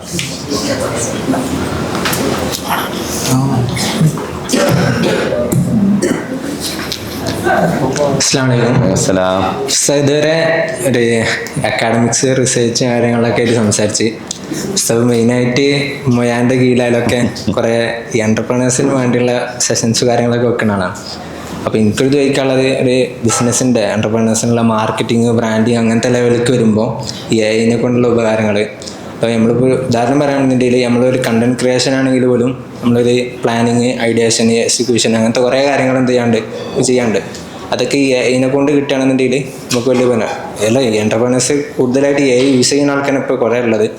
അപ്പോൾ അതിന് AI കൊണ്ടുള്ള സാധ്യതകൾ കുറച്ച് കാര്യങ്ങളൊന്ന് ഉസ്താദ് പറഞ്ഞു തന്നാൽ. അതിൻ്റെ ഫസ്റ്റ് സാധ്യത എന്ന് പറഞ്ഞത് ആളുകളെ ഹയർ ചെയ്യേണ്ട എന്നുള്ളതാണ്. ഒരു ഓൺടർപ്രണറെ സംബന്ധിച്ചിടത്തോളം വലിയ തലവേദന എന്ന് പറഞ്ഞത് കുറേ ഹയറിങ് കോസ്റ്റ് ഒഴിവാക്കി കിട്ടും. ഒരു ഡിസൈനറെ ഹയർ ചെയ്യണം, ഒരു കണ്ടന്റ് സ്ട്രാറ്റജിസ്റ്റിനെ ഹയർ ചെയ്യണം, പിന്നെ ഒരു എന്താ പറയുക മാർക്കറ്റിംഗ് CRM എക്സ്പേർട്ടിനെ ഹയർ ചെയ്യണം. അങ്ങനെ കുറേ എക്സ്പേർട്സിനെ ഹയർ ചെയ്യേണ്ടി വരും. ഈ സ്ഥാനത്ത് ഇയാൾക്ക് ഒരു മനുഷ്യനെ ഒരാൾ വേണമെങ്കിൽ ഹയർ ചെയ്യാം. ഇതെല്ലാം കോർഡിനേറ്റ് ചെയ്യാൻ AI അത് മാത്രം ഹയർ ചെയ്യേണ്ട ആവശ്യം വരുള്ളൂ. ഇപ്പോൾ ഉദാഹരണം നിങ്ങൾ ഇപ്പോൾ ഗൂഗിൾ മീറ്റ് തന്നെ സിമ്പിൾ. പിന്നെ നാളെ ക്ലാസ് എടുത്ത സമയത്ത് ഗൂഗിൾ മീറ്റിൻ്റെ പ്രോ നമ്മൾ ഉപയോഗിക്കുന്നുണ്ടെങ്കിൽ നമ്മുടെ ക്ലാസ് കഴിഞ്ഞാൽ ഉടനെ എന്ത് ചെയ്യും, നമ്മുടെ ക്ലാസ് ആ ഗൂഗിൾ മീറ്റിൽ അന്ന് ചർച്ച ചെയ്ത കാര്യങ്ങൾ മൊത്തം കണ്ടന്റ് നോട്ട്സും ആ മീറ്റിങ്ങിൻ്റെ മിനിറ്റ്സൊക്കെ ഫുള്ള് മൂപ്പരനെ തയ്യാറാക്കി തരും. പിന്നെ നോഷൻ, അതേപോലെ വിഷ്പർ, ഈ സാധനങ്ങളൊക്കെ മിക്സ് ആയിട്ട് ഉപയോഗിച്ചാൽ ചിലപ്പോൾ നമ്മൾ മീറ്റിംഗ് നടക്കുന്നുണ്ട്. അപ്പോൾ ആ മീറ്റിംഗ് ഫുള്ള് മൂപ്പര് ചെയ്തേക്കും. അതിനിടെ നമ്മൾ ഇന്നാൾക്ക് ടിക്കറ്റ് എടുത്ത് കൊടുക്കണം എന്ന് പറഞ്ഞ് അപ്പോൾ അയാൾക്ക് മൂപ്പരനെ ടിക്കറ്റ് എടുത്ത് കൊടുത്താണ് മൂപ്പർക്ക് അയച്ചു കൊടുക്കും. പിന്നെ N8 എന്ന് പറഞ്ഞ സാധനമുണ്ട്. N8 ഇതിൽ നമുക്ക് കുറേ സാധനം എന്ത് ചെയ്യാൻ പറ്റും, ഇങ്ങനെ നമ്മുടെ Gmail, നമ്മുടെ അക്കൗണ്ട്, ബാങ്ക്, ഇങ്ങനെ എല്ലാ സാധനവും അങ്ങോട്ട് കണക്ട് ചെയ്തേക്കാൻ പറ്റും. അപ്പോൾ ഈ സാധനത്ത് കണക്ട് ചെയ്ത് അതിൽ ഫ്ലോ സെറ്റ് ചെയ്യാൻ പറ്റും, വർക്ക് ഫ്ലോ. അപ്പോൾ നമുക്ക് പണിക്കാരൊന്നും വേണ്ട. മീറ്റിംഗ് കൂടിയാണ്ട് മറ്റവർക്ക് ടിക്കറ്റ് എടുക്കണം. അപ്പോൾ അതിന് ടിക്കറ്റ് എടുത്ത് ഫ്ലൈറ്റ് ടിക്കറ്റ് ബുക്ക് ചെയ്ത് ഏറ്റവും ചീപ്പ് റേറ്റിലെ ടിക്കറ്റ് ബുക്ക് ചെയ്ത് നമുക്ക് മെയിൽ ചെയ്ത് കൊടുക്കും. നമ്മളിതൊന്നും അറിയണ്ട. പിന്നെ അതിൻ്റെ ഇടയിൽ മറ്റവനെ കോൺടാക്ട് ചെയ്തിട്ട് ഓനക്ക് അവൻ്റെ വർക്ക് ഷെഡ്യൂളൊക്കെ അയച്ചു കൊടുക്കണം. അപ്പോൾ തന്നെ അയച്ചു കൊടുത്തിട്ടുണ്ടാവും. എന്നിട്ട് ഓനെ ഫുള്ള് മോണിറ്റർ ചെയ്യും, ഓനെ ഇതാക്കും, ഓനക്ക് അടുത്ത മെസ്സേജ് ഫ്ലോ സെറ്റ് ചെയ്ത് കൊടുക്കുക ചെയ്യാം. ഈ ഒരു പണി മാത്രം ചെയ്താൽ മതി. മാനുവലി ഒന്നും ചെയ്യണ്ട. പിന്നെ ഒരു ജോലിക്കാരൻ വന്നാൽ ആദ്യം അവനെ ഓൺ ബോർഡിങ് ചെയ്യണം. വെൽക്കം മെസ്സേജ് പോകും. വെൽക്കം മെസ്സേജിന് റീപ്ലൈ എടുത്താൽ അവന് ബാങ്ക് അക്കൗണ്ട് ചോദിച്ചു. ബാങ്ക് അക്കൗണ്ട് ചോദിച്ചാൽ പിന്നെ ബാങ്ക് അക്കൗണ്ട് കണക്ട് ആക്കും. പിന്നെ അവനക്കൊരു ലിങ്ക് അയച്ചു കൊടുക്കും ഹബ് സ്റ്റാഫിൻ്റെ. അപ്പോൾ അവന് വർക്ക് നെയിമൊക്കെ ട്രാക്ക് ചെയ്യും. അപ്പോൾ ഒരു മാസം അവൻ എത്ര വർക്ക് ചെയ്തെന്നുള്ള മണിക്കൂറും അതിൻ്റെ എഫിഷ്യൻസി ഒക്കെ ഓട്ടോമാറ്റിക് ആയിട്ട് കാൽക്കുലേറ്റ് ചെയ്യും. എന്നിട്ട് അവൻ്റെ സാലറി ഒപ്പം അയച്ചു കൊടുക്കും. ഹബ് സ്റ്റാഫ് ഒക്കെ അതിനുള്ളതാണ്. ഹബ് സ്റ്റാഫ് പറഞ്ഞൊരു ആപ്പ് ഉണ്ട്. അതൊക്കെ ഇങ്ങനെയാണ്. അത് ഫുള്ള് ഫോണിൽ റിമോട്ട് വർക്ക് ഉണ്ടാവുമല്ലോ, അതിൽ ഈ സാധനം കൊടുക്കുക ചെയ്യുക. അപ്പോൾ വർക്ക് ചെയ്യണൊക്കെ അതിൽ ഓട്ടോമാറ്റിക് റെക്കോർഡാവും. ഇടയ്ക്കിടയ്ക്ക് സ്ക്രീൻഷോട്ട് എടുക്കും. അതുപോലെ എഫിഷ്യൻസി ഇതൊക്കെ റെക്കോർഡ് ചെയ്യും. ഓൻ്റെ ബാങ്ക് അക്കൗണ്ടിൽ കണക്ട് ആക്കാൻ ഓൻ എത്ര ഹവർ വർക്ക് ചെയ്തിട്ട് കാൽക്കുലേറ്റ് ചെയ്തിട്ട് ഓരോ മാസം ശമ്പളം ഓട്ടോമാറ്റിക്കായിട്ട് അതിലേക്ക് വരും. ഇതൊന്നും ഇയാളറിയില്ല. അപ്പോൾ ഇങ്ങനെ കുറേ സാധനങ്ങൾ ഹയറിംഗ് കോസ്റ്റ് ഒഴിവാക്കാൻ പറ്റും എന്നുള്ളതാണ്. പിന്നെ ഗ്രാഫിക് ഡിസൈനർ ഞാൻ പറഞ്ഞു, ഇപ്പോൾ കസ്റ്റം GPT നമുക്കൊരു ഗ്രാഫിക് ഡിസൈനറായിട്ട് തന്നെ നമുക്ക് ഒരാളെ നമ്മളെ കമ്പനീൻ്റെ ഗ്രാഫിക് ഡിസൈനറായിട്ട് തന്നെ ഒരാളെ സെറ്റ് ചെയ്യാൻ പറ്റും. നമ്മുടെ ലോഗോ സാധനങ്ങളൊക്കെ മൂപ്പര് കൊടുത്താൽ പിന്നെ അടുത്ത സമയത്ത് ഒരു പോസ്റ്റർ ഉണ്ടാക്കുന്ന വിഷയത്തിൽ പറഞ്ഞാൽ നമ്മുടെ ലോഗോ, നമ്മുടെ ബ്രാൻഡിങ്, കളർ സാധനമൊക്കെ വെച്ചിട്ട് മൂപ്പര് പോസ്റ്റർ ഉണ്ടാക്കി തരും. പുറത്തുനിന്ന് ചെയ്യിപ്പിക്കണമെങ്കിൽ 300 രൂപ എടുക്കണം. ഇവിടെ പൈസ വേണ്ട. ഉദാഹരണം വീഡിയോസൊക്കെ അങ്ങനെ തന്നെ VO3 ഉണ്ട്, ഫ്ലാഷ് ഉണ്ട്, ഗൂഗിളിൻ്റെ ഈ സാധനങ്ങളൊക്കെ ഉണ്ട്. ഇപ്പോൾ മാർക്കറ്റിംഗ് വീഡിയോസ്, ഒരു ആങ്കർ വീഡിയോ ക്രിയേറ്റ് ചെയ്യണമെന്നുണ്ടെങ്കിൽ 1500 മുതൽ 2500, 5000 വരെ ഒരു വീഡിയോക്ക് കൊടുക്കണം. ആങ്കർ വീഡിയോ മെറ്റാഡ്സ് റൺ ചെയ്യണമെന്നുണ്ടെങ്കിൽ. അതേ സമയത്ത് നമുക്ക് VO3 അല്ലെങ്കിൽ ഗ്രോക്കോ അല്ലെങ്കിൽ ഹൈജനോ അതൊക്കെ വെച്ചിട്ട് ഉണ്ടാക്കുകയാണെന്നുണ്ടെങ്കിൽ 5 പൈസ കൊടുക്കേണ്ട ആവശ്യമില്ല. അതിൻ്റെ സബ്സ്ക്രിപ്ഷൻ ചാർജ് മാത്രം കൊടുത്താൽ മതി. എത്ര വീഡിയോ നമുക്ക് ഉണ്ടാക്കാം. ഇനി ഇപ്പം നമ്മളെ നാട്ടിലില്ലാന്നുണ്ടെങ്കിൽ നമ്മളെ ഫോട്ടോ നമ്മളെ വോയിസും കൊടുത്താൽ ഇതൊക്കെ വെച്ചിട്ട് തന്നെ നമ്മളെ കുറേ വീഡിയോസ് ഉണ്ടാക്കാൻ പറ്റും. നമ്മളെ ആവശ്യമില്ല. അപ്പോൾ ഹയറിംഗ് കോസ്റ്റ് റെഡ്യൂസ് ചെയ്യാൻ പറ്റുന്നതാണ് ബിസിനസ്സുകാർക്കെന്നുള്ള ഏറ്റവും വലിയ ഉപകാരം. തലവേദന കുറേ കുറക്കാൻ പറ്റും, എഫിഷ്യൻസി കൂടും, പ്രൊഡക്ടിവിറ്റി കൂടും, പിന്നെ മാർക്കറ്റിംഗ് ഇങ്ങനത്തെ അനാലിസിസ് ഇങ്ങനത്തെ സാധനങ്ങളൊക്കെ ചെയ്യാൻ പറ്റും. ഇതിന് ഏറ്റവും കൂടുതൽ ആൾക്കാർ ഉപയോഗിക്കുന്ന സാധനം N8 ആണ്. N8 കുറേ ആൾക്കാർ ഇപ്പോൾ പഠിക്കേണ്ട സാധനം, ഫ്ലോ സെറ്റ് ചെയ്യുന്ന സാധനമാണ്. പിന്നുണ്ട് സാപ്പിയർ, മെയ്ക്ക് എന്നൊക്കെ പറഞ്ഞിട്ട് കുറേ സൈറ്റുകളുണ്ട്. അങ്ങനെ ഓരോന്നൊക്കെ പിന്നെ നമ്മൾ ഇൻസ്റ്റാഗ്രാമിലൊക്കെ ഉണ്ടാവുമല്ലോ, ഇങ്ങനെ കമൻറ്റ് ചെയ്താൽ ഉടനെ അയച്ചുതരാന്നൊക്കെ പറയില്ലേ, അതൊക്കെ മെയ്ക്കൊക്കെ വെച്ചിട്ട് ചെയ്യുന്ന സാധനങ്ങളാണ്. പിന്നെ ഒരു മാജിക് ലിങ്ക് ഉണ്ട്, അതൊക്കെ വെച്ചാൽ ഫ്രീ ആയിട്ട് സാധനം ചെയ്യാൻ പറ്റും. മറ്റങ്ങൾ ആലോചിച്ച് നോക്കി ഓരോരുത്തരും മെസ്സേജ് അയക്കുമ്പോൾ നമ്മൾ ഇങ്ങനെ അയച്ചു കൊടുക്കണ്ടേ? ഇതിൻ്റെ ആവശ്യമില്ലല്ലോ. ആ ട്രിഗർ വരുമ്പോൾ ഓട്ടോമാറ്റിക്കായിട്ട് സാധനം സെൻഡ് ആവും. ബിസിനസ്സുകാർ ഏറ്റവും കൂടുതൽ ഉപയോഗിക്കുന്നത് ബിസിനസ് ഓട്ടോമേഷനാണ്. ബിസിനസ് ഓട്ടോമേഷൻ എന്ന് പറഞ്ഞാൽ അയാളൊന്നും അറിയണ്ട, അയാളൊരു ഫ്ലോ സെറ്റ് ചെയ്തിട്ടാൽ മതി, പിന്നെ ഓട്ടോമാറ്റിക്കായിട്ട് കാര്യങ്ങൾ ഇങ്ങനെ പോയിക്കൊണ്ടേയിരിക്കും. പല വാല്യൂ മാറി. മറ്റേത് എത്ര പണിക്കാർ വേണം ആലോചിച്ച് നോക്കി, എത്ര സാലറി കൊടുക്കണം, ഇതൊന്നും അറിയേണ്ട ആവശ്യമില്ലല്ലോ. എന്ത് സുഖ. ഇനിയിപ്പോൾ അവർക്ക് എന്താ പറയുക, ടെലികോളർ വേണം. അപ്പോൾ അതിന് എന്തിനു ഉപയോഗിക്കും? നമ്മളെ പിന്നെ ഇയാളെ ഉപയോഗിക്കും, എന്താണ് അതിൻ്റെ പേര്, എലവൻസ് ലാബിന് ഉപയോഗിക്കും. എലവൻസ് ലാബ് സാധാരണ മനുഷ്യന്മാർ കോൾ ചെയ്യുന്ന പോലെ നമുക്കൊക്കെ കോൾ ചെയ്യും, കാര്യങ്ങളൊക്കെ സംസാരിക്കും, പരിധി വർത്താനം ചോദിക്കും, എല്ലാം ചോദിക്കും, പ്രശ്നങ്ങളൊക്കെ സോൾവ് ചെയ്തു. AI ആണ്. അപ്പോൾ നിങ്ങളൊരു കമ്പനിക്ക് എലവൻസ് ലാബിൽ നിങ്ങൾ ഒരു അക്കൗണ്ട് ഉണ്ടാക്കിയിട്ടിട്ട് നിങ്ങളെ കമ്പനിയെ കുറിച്ച് പരിചയപ്പെടുത്തി കൊടുത്താൽ അത് നിങ്ങൾ ടെലികോളറായിട്ട് വർക്ക് ചെയ്യും. ആ നമ്പർക്ക് ആര് വിളിച്ചാലും മൂപ്പർ അറ്റൻഡ് ചെയ്യും. 24 മണിക്കൂർ into 7 മറുപടിയൊക്കെ കൊടുക്കും. എൻ്റെ ഫോൺ കേട് നിൽക്കണം, ഈ ഫോൺ എന്താ വെള്ളത്തിൽ വീണോ ഒക്കെ ചോദിക്കും. എന്നിട്ട് ആയിക്കോട്ടെ, എന്നാൽ ഞാൻ ഇവിടുന്ന് ഒരാളെ പറഞ്ഞേക്കാം, എന്നിട്ട് ഒരാൾ റിപ്പോർട്ട് ചെയ്യും, ഇയാൾ സർവീസിന് പോകണം. ഓ, എലവൻസ് ലാബാണ് അതിന് ആൾക്കാർ ഉപയോഗിക്കുന്നത്. ടെലികോളിങ്ങിന് ആൾക്കാർ എലവൻസ് ലാബിന് ഉപയോഗിക്കും. പിന്നെ വർക്ക് ഓട്ടോമേഷന് N8 ഉപയോഗിക്കും.